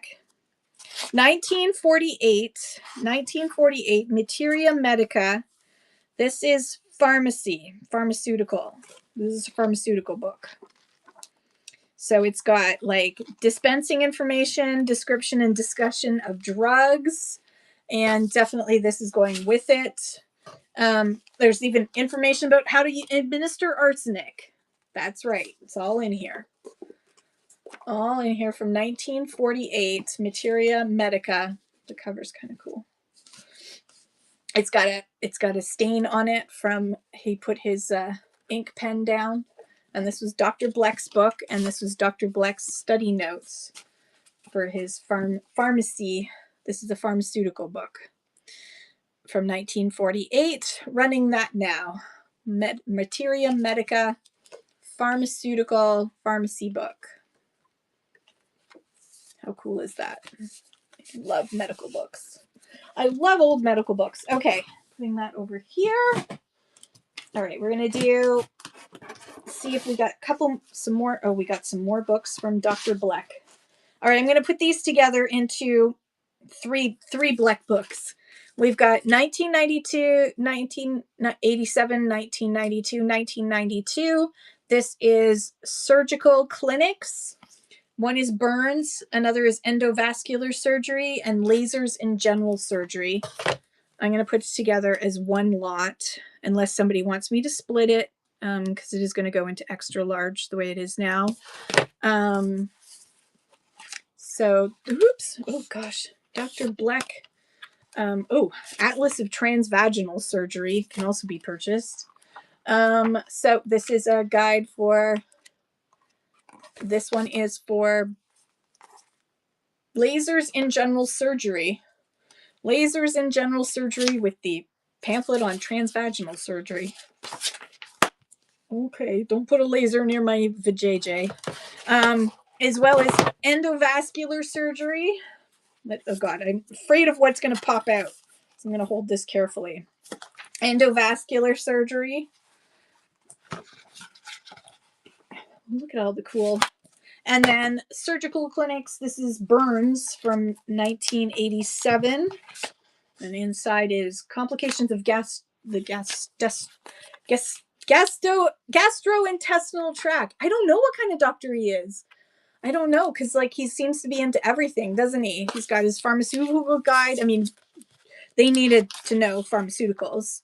And then he's got all these surgical guides. So we'll have to look up Dr. Bleck. All right, so all three of these, I'm going to run for $5. So not exactly $2 each. And if you want one in particular instead of all three, if all three don't sell and you want one in just one of them, let me know. Just let me know. I'm going to put that there for now. All right, one more. Oh my God. An index of differential diagnosis of main symptoms. Look at this. This one I'm not going to run for low. Low. I will run it for low compared to what its value is. 1948. This isn't signed by Dr. Bleck, but look at. Okay, look away if you don't like icky things. Look away right now, please. So there are pictures because it's 1948. So there's a lot of diseases that we no longer have to worry about anymore. Right. Sorry, Nuria. The eye. So, because it's very cool. It's 1948 medical differential diagnosis of main symptoms. So, if you like the show Dr. House, you may have not liked Dr. House, but Dr. House was a basically did differential diagnosis. So this is like the textbook of differential diagnosis. And this is a big one, so it's going to have to go in its own temporary listing. Great temporary listing. I'm putting it under new and used books because I'm diag because I'm lazy, basically. I am going to be starting this at $9, which is still cheap as F. And the shipping profile is going to be high because it is going to go into 4 to 6 pounds because it's like, it's almost 5 pounds. Okay. All right. So this is from 1948, Index of Differential Diagnosis, add pin, and we're calling it diff diag. I know. I apologize. Oh, I hate when it does this. Start. There we go. Starting now. Differential diagnosis is running now. Main symptoms is very cool. Look away if you don't like gross things because you might see gross things for a minute. Metal fats, thank you so much. That's coming to you. Okay, you can look back if the gross things are gone for a bit. Thank you, Metal Fat. That is so cool. I'm excited. You're gonna have so much fun going through that and diagnosing yourself. It's like could you imagine if we had that back in the day? In my day. All right, we're gonna go back to some ephemera for a bit. So let me just switch to, there we go. All right. Hey, Sleek Styles, what's up? All right. Home canning and cooking with the All-American molded aluminum pressure cooker. How to do safe canning in your pressure cooker. The molded aluminum pressure cookers and all the details of your molded aluminum pressure cooker, which I grew up with. And my mother was deathly afraid that it was going to blow up at any moment. She was so sure that it was going to blow up at any moment. Yeah, canning and pressure cooker is the best because it's so fast. It's so fast to do your water thingy. It never did. I finally donated it because I have an electronic one. They frighten you. I have an electronic. I was never afraid. She tried to make me afraid. Thank you, ALR. She tried to make me afraid of a lot of things. My blessed mother. But it was because she was afraid of things. She tried to pass the fear on. I was not as fearful as I should have been. Ooh. This one everybody needs. You all need this in your life. This is presenting the mink, guinea pigs, chinchillas, pigeons, rabbits, an income for life. That's right, folks. Forget about selling on Whatnot.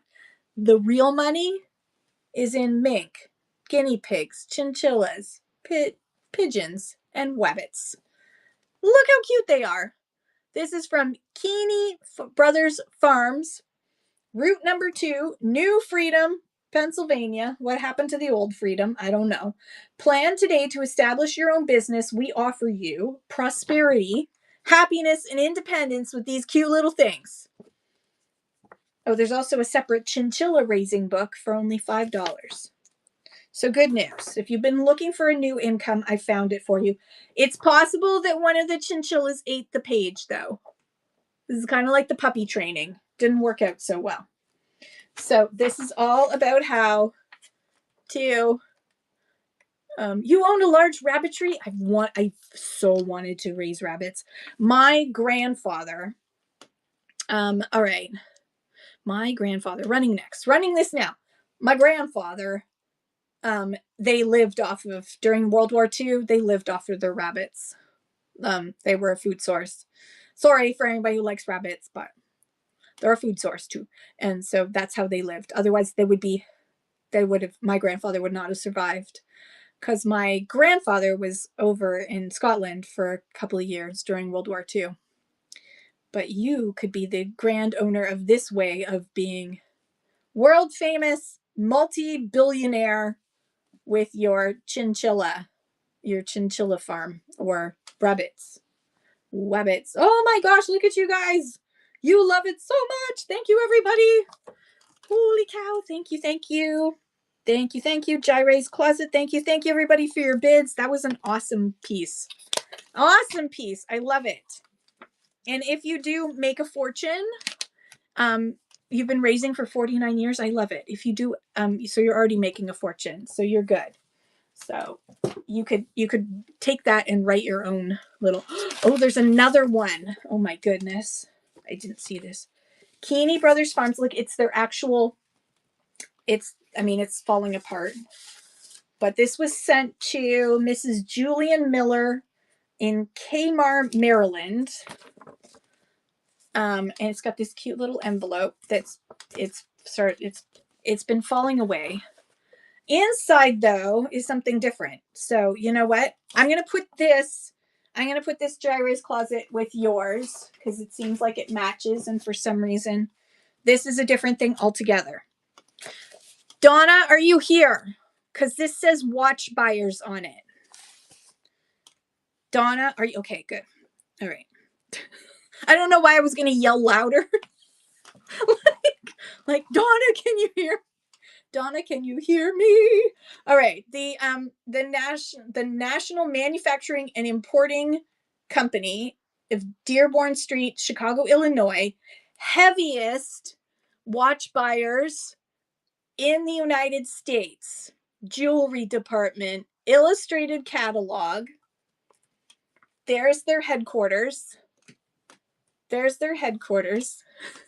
Yeah. If you yell, it will totally make a difference. I don't know the year. So 3% profit. At first thought this might seem to you too small to be true, but when you consider what 3% profit means in a large business, so they claim that they do 3% profit. I don't know what year this is. It does have foxing all over it. It's old. Oh my gosh, look at this. Chains. Another raid. Shut the front door. Oh my goodness. Second Nature Hype, thank you for the raid. I'm going to moderate you so you can make an announcement and tell us all about your show and what you have to sell in your next show. Everyone, please follow Second Nature Hype. Thank you so much for the raid. We're going through some ephemera and books today, and we're currently looking at a very old catalog for a watch company. So these are all the accessories. We're getting there. We got lots of watch bits and jewelry. Look at all this gorgeous jewelry. Vintiquity, are you seeing this? Look how gorgeous all this jewelry is. Oh my God. Thank you so much, Second Nature Hype. I appreciate the raid. You are awesome. You could have picked from so many people. Let me pick. Oh God. I got it. I didn't drop it. Okay. I don't see any actual watches, though. Slightly disappointed. Lace pins, ladies sets. Okay. They said they were the largest buyers of watches. Where's the forking watches? Okay, Donna, it's watch bits and shit. And then there's lots of old. That's right. It was just to make you think. All right, but there's lots of jewelry in here. Jewelry. And I'm sure Vintiquity's already dated it based on the images. This definitely feels antique to me. Look at that. Look at the illustration of their offices. Like, there we go. And Chapman Brothers Printers in Monroe Street was the one who printed it. All right, shut up, Kim. I'm running it for just $1. It's very, very cool. And if you're an antique jewelry collector, this is amazing with all these lace pins and stuff. These watch chains and rings. Vera sells. Thank you so much. And that's your first purchase, Vera. Cock-a-doodle-doo. Congratulations. Welcome to the Crazy Chicken Coop. Thank you so much for your purchase. Hang on. I'm going to put it in here so it doesn't get wrecked. Congratulations. That is such a cool piece. All right, what's next? All right, we're going to do 2 more pieces of ephemera. Then we're going to jump back over to books, see if we got any more books from Dr. Black. You're sitting on your hands. Christmas decorations from folded magazines. That's right. Would you like to know how to fold this? People do this on Instagram now, like as if this is some sort of new craft. But this is a very old craft to take your magazines and fold them and make them into things. And so you too, you can take these instructions and then you can do an Instagram reel and people will follow you by the millions because they think this is new and exciting information. Earn credits that keeps popping up. Oh, that's to tell you that you should share, you should invite people to join Whatnot, and then you'll get credits. All right, Christmas decorations from running now from Folding Up Magazines. It's very cool. And then you can follow the instructions and make your own videos on Instagram and wow everybody. We'll keep doing it. At Johnny Ray's Closet, you unlocked Nest. Congratulations, you have more coupons. Everyone, please make sure you're using up your coupons. I would be very sad if a coupon did not get used up. All right, I'm going to take a drink of water. Hang on. Everybody have a sip of water. As usual, I've been talking too much. All right, one more piece of ephemera. Ooh. Sound. Look how pleased she is. I made a noise. I'm making lots of noise that sounds like a fart. Let's face it. Oh, look at this one. Hello. I wonder if the other side has the other side. Hang on. Yes, it does. Ha ha ha. Oh, that's so clever. Okay. I need help. All right. What year is this? So this is all about sound. Copyright in all the countries. It does not have a year. That's rude. But there's the 1940s, 1930s. I don't know. Those are late 30s cars. But the children look like they're 40s, 50s, or 50s probably. So this is a book for children, a science book for children around, yeah, it feels 1950. Science book for children about sound. Running now. Da, da, da, da. Hello. Oh, hello. What you up to? We just got bought by ALR. Thank you, ALR. He played the tune for you. Thank you, ALR. That's a cute little piece. All right. Let's do some more books from this box. And then we can come back to some ephemera. Going to grab, we'll keep with the medical books. Oh, these are heavy. This one's not so much. Modern Surgical Technique, or Technic. This is the index. Does this go with this? No. Okay, this is in medium. Hang on, let me just pin medium. Boop, okay. Second edition, Modern Surgical Technique. From what year? 1949. 1949. It says first edition of Modern was published in 1938 and went through 11 printings. There was one volume edition designed especially for use by the armed forces. And so this is just the index. So not that exciting. This is just the index. I guess there was a whole set, but I do not see the set. So you're just getting the index. So I'm going to run the index for a doll hair because I can. One doll hair for the index, the surgical index that has a lot of words in it that are medical. A lot of words that are medical in the index. It starts at A and works its way down. Origin of Medical Terms by Skinner. How cool is that? Origin of Medical Terms by Skinner. This can stay now. Can't stay on medium. It's not gonna ship to medium. It has to go to large. Okay. Origin of Medical Terms, 1949. Origin of Medical Terms, and it literally is medical terms. Oh, okay. Let's look up. I'm sorry. I'm a child. I'm gonna look up V. Rhymes with Regina, because I want to know how they came up with that term. It means a sheath. One of the common or popular terms applied by the Romans.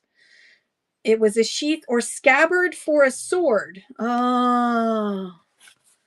It was a sheath or scabbard for a sword. Okay. All right. So medical terms, you too can look up childish things if you buy this. Running now for $4. Now I know it's from the Latin. That's all it's good for, is holding a sword.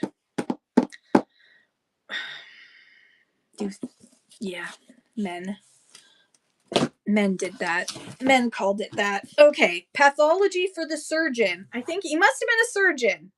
He must have been a surgeon because we got a lot of things about surgery. There's a ton of things about surgery. This one is extra weighty, so it has to go in extra large. Pathology for the surgeon. Oh, God, what year is this? Oh, yeah, there it is. There's his signature from 1956. Dr. Black. Good old Dr. Black. This was published in 1955 by W.B. Saunders Company. Gangrene, shock, burns, thyroid, special, the spleen, the whole thing. The whole body's in here. Okay, look away in case there's pictures. Look away if you're queasy, just in case. I don't know for sure what's in here, so we're just flipping through. Yes, doctors and lawyers have to build a library, especially now. I mean, everyone relies on the internet, but I'm sorry. Sometimes, what if the internet goes down and you need to know how to do something? I mean, they remember it too, but sometimes. Okay, so this is pathology for surgery, and we're going to run that one for, we're going to keep it at $6. $6 for the pathology for the surgeon from 1955, and Loki's now barking. Loki, come here and get your cookie. All right. Okay. Loki. That's a good boy. Go see Daddy. Go find Daddy. Do you want me to throw you some cookies? I'm going to throw him some cookies. There you go. Keep searching for cookies. They're all over the place. Okay. Two more books, and then we are going to two more books, and then we will go do some ephemera. Boop. Oh, jeepers creepers. Medium. Okay. Official secrets. What the Nazis planned, what the British and Americans knew. Ooh, I love these kind of conspiracy theories. When did Great Britain and the United States learn of the monstrous events that we today call the Holocaust? When and how did the Nazi leaders plan to destroy the Jewish people? And what were the attitudes and participation of ordinary Germans in these activities? Ooh. Oh, no, not today. I mean, yes, but no. Sorry, Millicents. Yes, but no. What's the year? Good question. Yeah, I'm gonna make money instead. Sorry, Millicent. I totally forgot they were on today. 1998. It says first edition here. 1998. Richard Bettman. Almost any study of this kind carries moral implications. I've done my best to ensure that my judgments emerge from the examination of real historical situations, the assessment of realistic options. Thank you for reminding me, though. You were awesome. I love you. I totally forgot. All right, running this one now. Official Secrets by Richard whatever. If I end in time, because I have to finish this box, I will raid into Whatnot Sellers for the end, but otherwise. No, they don't pay me. Period. Canada's Glory, Battles That Forged a Nation from 1759 to 1953. So this is Canadian military history. All right, this stays in medium. It's got pictures. It looks like it's never been cracked. Looks like it's never been cracked. I'm not going to open it all the way because I hate being the first one to crack a book. I always felt guilty about that when I was a kid. What year? I skipped over the year page. Dang it! This is hard to do. 1996. 1996. Canada's Glory illustrates in fascinating detail how and why Canada developed, Through the fire and stress and cost and suffering of war, you are left with a better understanding of how Canada became a real nation and why it is a country worth fighting for. Aww. You were like that in school too, P Marts? Will you do more? Will I do tomorrow? I am doing estate unboxings, so I will definitely bring some more ephemera with me for that. Basically, I bring up all my estate sale stuff, boxes. I've got some stuff in the car. I've got a bunch of things I just bought, some sports cards in that, so I will definitely be doing more ephemera. Yes, because your girl loves ephemera. Oh, this one is so cool. World War II history. Hang on, let me switch down to small for a second. Any comics? Not today. Not today. I do not have any comics. This one looks like it's missing the back cover. You collect antiques? I love antiques. I love antiques. The Great War. I was there. Undying Memoirs from 1914 to 1918. Again, it's missing the back cover page.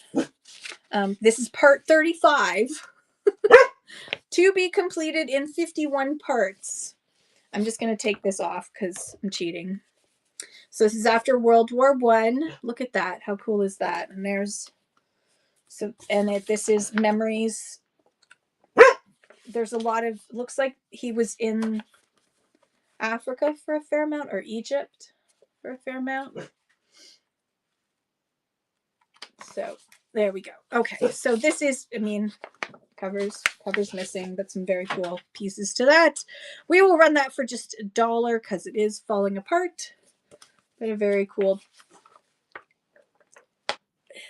Look at those vehicles. It was like Lawrence of Arabia. Whoops. Okay. Where am I going to put this? Over here. Forest Park. Ooh, this is a 1977. I'm going to switch to ephemera. 1977 Forest Park of Queens. Yeah, Lawrence of Olivier. Travel directions to Queens Forest Park, and then it's got a guide from 1977 to Forest Park in Queens.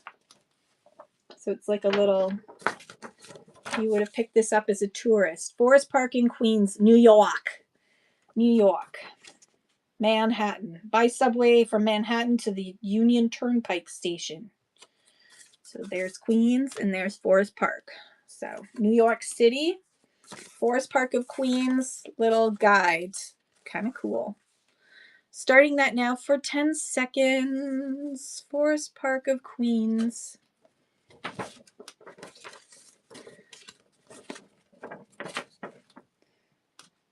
how cool that is.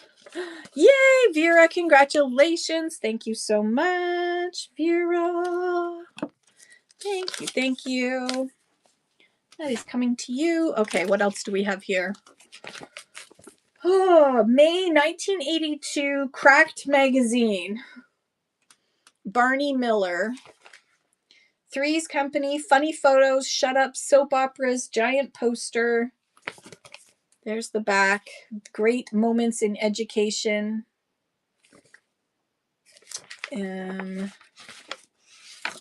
Adore Mood Poster.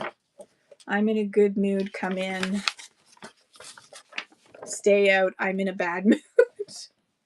It does have some water damage, as you can see here. And yeah, so it's Cracked Magazine. Oh, look at that. There was a printing error. It didn't cut completely. So Cracked Magazine, 1982, running now for $1. I should put that in your daughter's door. I'm in a bad mood. Stay out. Or I'm in a good mood. Oh, that's hilarious. Okay, what else? Oh, small. I gotta switch to small. This is 13 famous poems written by Stevenson, or he's the editor. I had a whole bunch of these as a kid. I was a weird kid. 1923, Cop Clark Company, Toronto. This is the clipping tree. Picture of the clipping tree. 13 famous poems. So there's the Ancient Mariner, Enoch, Arden, The Prisoner of Chillon, Elegy Written in a Country Churchyard, etc., etc. So, 13 famous poems running now for $2. 13 famous poems by Stevenson from 1923, so over 100 years old. It's so crazy to think. It's so crazy. And Loki's gonna bark again. Okay, Loki, do you want some more cookie? That car dared to drive on his... How dare it? How dare it? Oops. Okay, let's go with... Ooh, this is a page out of a scrapbook. I've got 2 pages to run. So this is the first one with Merry Christmas Christmas cards. Fairly old Christmas cards. There's 2 sides, so this one says year 1943. So imagine in the middle of the war, these were the kind of Christmas cards that they were sending out. In the middle of the hello, is it me? I love this one. This one should be like framed. Is it me you're looking for? I can see it. So you get 1, 2, 3, 4, 5, 6, 7. 7 on the sheet. They're stuck on. And I'll put this in ephemera, even though it's big. Pin. All right, running now. 1 page out of a scrapbook from 1940s of, oh, there we go. 1940s Christmas cards running now for just $1. This one's my favorite. That one's my favorite. All right, no worries. Next up, we also have another one that's got Christmas cards on it. Also probably from the 40s. This is now my new favorite. This one is my new favorite. Look at that. How cute is that? I love these cards. So this one's got a whole bunch on them. So also probably from 1943. So you get the whole sheet, the whole page with all of these, including that one. 10 seconds running now. Running now, 10 seconds.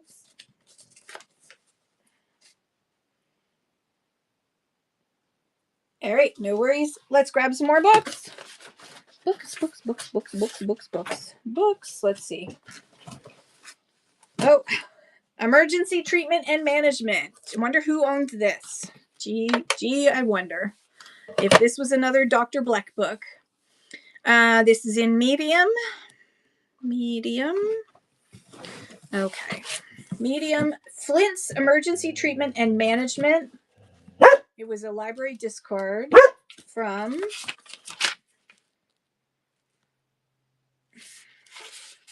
Doesn't say where from, but there it is. Library discard. Flint's... Loki, can you stop? What year is this? 1980. 1980. Emergency Treatment and Management. 1980. Flint's Emergency Treatment and Management. I'm going to just run this for $2. Running now. Very cool. Emergency Treatment and Management. Thank you, ALR.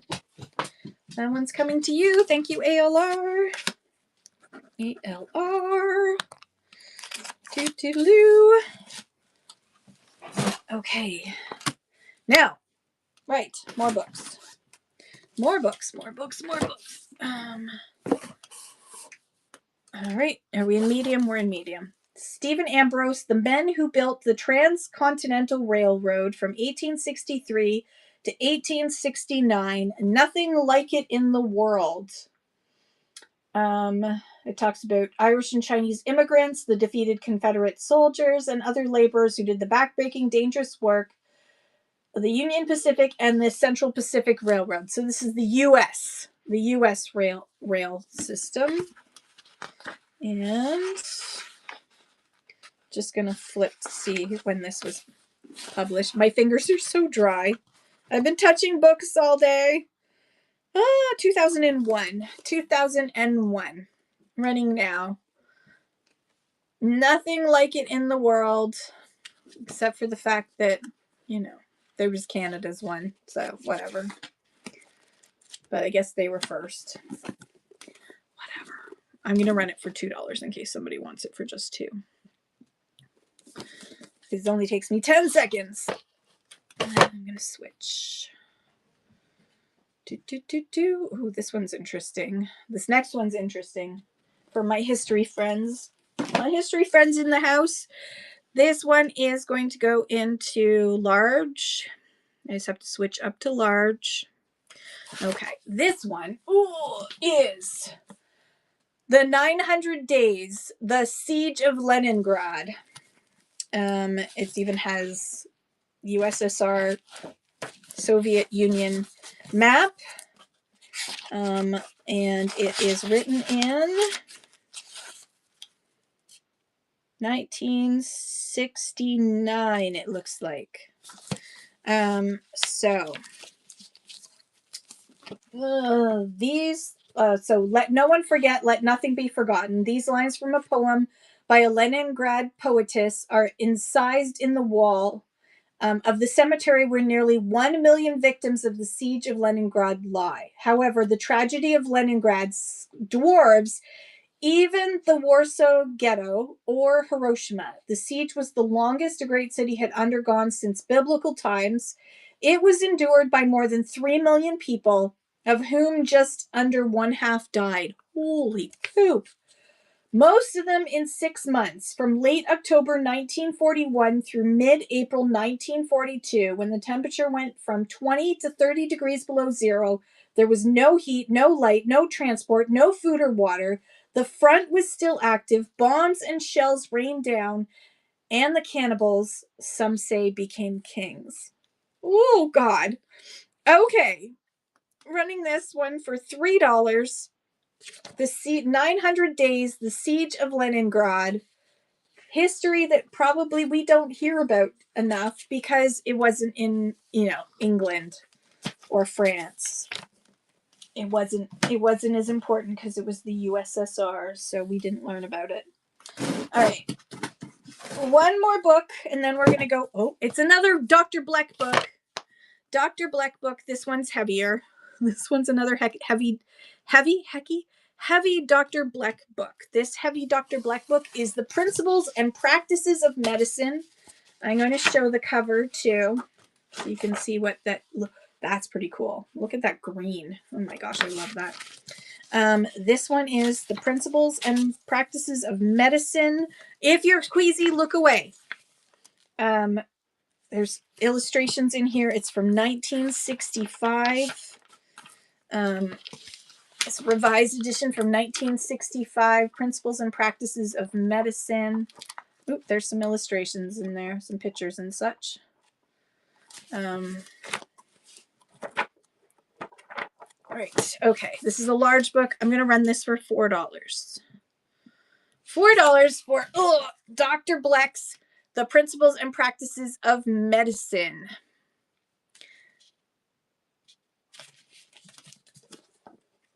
Ooh, what's that picture? Okay, you can look again. If you were looking away, you can look again because the black book is done. All right. More ephemera. A few more pieces of ephemera for today. And then it'll be time to go after we finish. I've only got a few more pieces of... where is... Oh, God. I had something here. Where did I put it? I can't reach it. Okay. Got it. Hang on. Just bending over is an issue for me. Oh, there it is. Okay.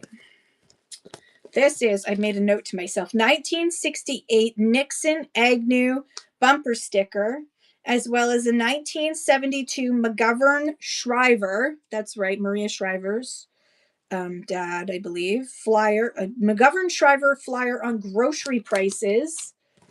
This is, dear Democrats, this This didn't work back then, but I think it might work now. This was like supermarket prices, specials, because of Nixon Agnew. So like in 1969, whole wheat bread, a pound of whole wheat bread was 31 cents. Now in 1972, it is 40 cents. All right. Who wants to guess how much a pound of hamburger meat was in 1969? And then, all right. I'm going to say in 1960, $1.25. No, 58 cents in 1969 and 74 cents in 1972. Look at that inflation. Why is it that inflation happens under Republican government so much? I don't know. Anyways, they didn't end up voting them in, so it didn't work. This didn't work for them, but this was one of their flyers.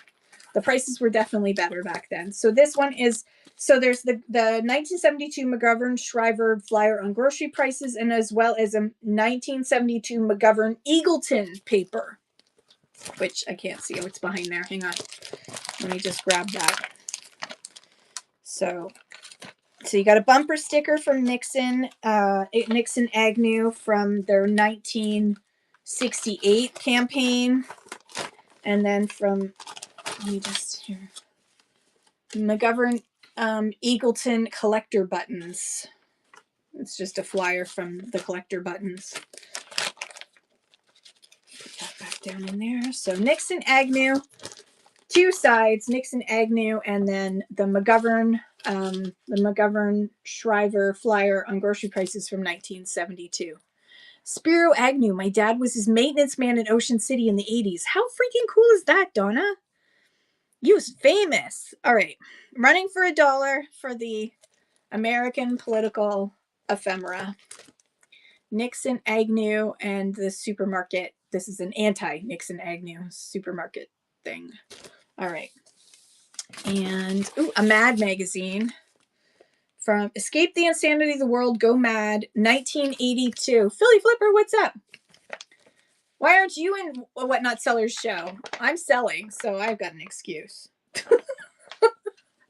Mad fold in. Ooh, I want to fold it in, but I don't. This one has to be something against. I don't know. Anyways, Mad magazine. Tariffs are definitely up. Are they back? Which ones are up? I've lost track. I've given up. I gave up a long time ago. All right, $1 for the beat up Mad magazine from 1982. If you want, you can fold it in and see what's happening with Ronald Reagan and Bobo, his friend Bobo, the monkey, which was from a movie. Oh dear. 1992, Demi Moore's birthday suit, Vanity Fair. And one of the articles is Barbara Bush as tough as they say? I don't know. Is she? I thought she was pretty badass. Okay, so 1992. I don't offer max shipping. I offer expensive shipping. Maximum shipping to the United States, that's for sure. Maximum possible shipping costs. Okay, I need to move this. Hang on. I gotta move this. No, I can't be low on battery. Oh, okay. I'm low on battery, which means I'm going to have to do these by feel. And these are going to be the last two things, and then we're going to raid someone. All right, $2 for 1992 Vanity Fair. You can flip through and see if she's actually in her birthday suit. I can't remember. By feel. By going like this. That kind of feel. It feels like... Okay, now look away if you're queasy. Or you really hate Roseanne. She's definitely in her birthday suit in the cover, but it's covered up at least. This is Roseanne Barr. And she's not as scantily dressed, but she's still in her lingerie. So, look away. Kind of like the medical thing. Look away if that makes you queasy. 1994 Vanity Fair, Roseanne Barr. I'm here for the ads. Kind of like guys read Playboy for the articles. Vanity Fair. Vanity Fair, I'm going to hold it sideways so I don't scare anyone off. $2. I'm not a fan of Roseanne Barr. If that's more what it's about. It's not about her body. I think this body is very beautiful. It's that it's Roseanne Barr. And I don't really like Roseanne Barr. That's my personal opinion, which I'm allowed to have, thank goodness. Okay. All right. So I need to go put new batteries. Marlboro Man on the back cover. Why is he? But he's not even smoking a Marlboro. He's smoking like. Why is he smoking Why is he smoking a match? Why? Marlboro Man. I don't even need to smoke cigarettes. I just put an old match in my mouth and that's all you need. Because even he knew smoking was bad for you. It's a cool cowboy thing. I wouldn't understand that. I'm not a cool cowboy. All right. Thank you, everybody. This was a lot of fun. How many things did we sell today? Oh, 86. Not too shabby, Gabby. Not too shabby. 86 items. Okay. Why am I going? We're going to go and raid someone. Let's see who we've got on the agenda that we can raid. On the agenda. What the fork does that mean? Whatnot Sellers is still on. Sorry. No, let's go Canada. Let's go Canada. Let's see if there's somebody I haven't raided lately. I think we're going to go into, I think we did Nana's Nifty Thrifting, didn't we? And we've done Shanimation. So vintage decor. We're going to go into vintage decor because that's more close to what I've been selling. So we're going to go into Nanny's Nifty Thrifting. Awesome, Vera. I'll love to see you there. We have a lot of fun. I try to have as much fun as I possibly can in a short span. So thank you everybody for hanging out. I love you guys. Have an awesome day. Let's just show some love and then you can go on your way.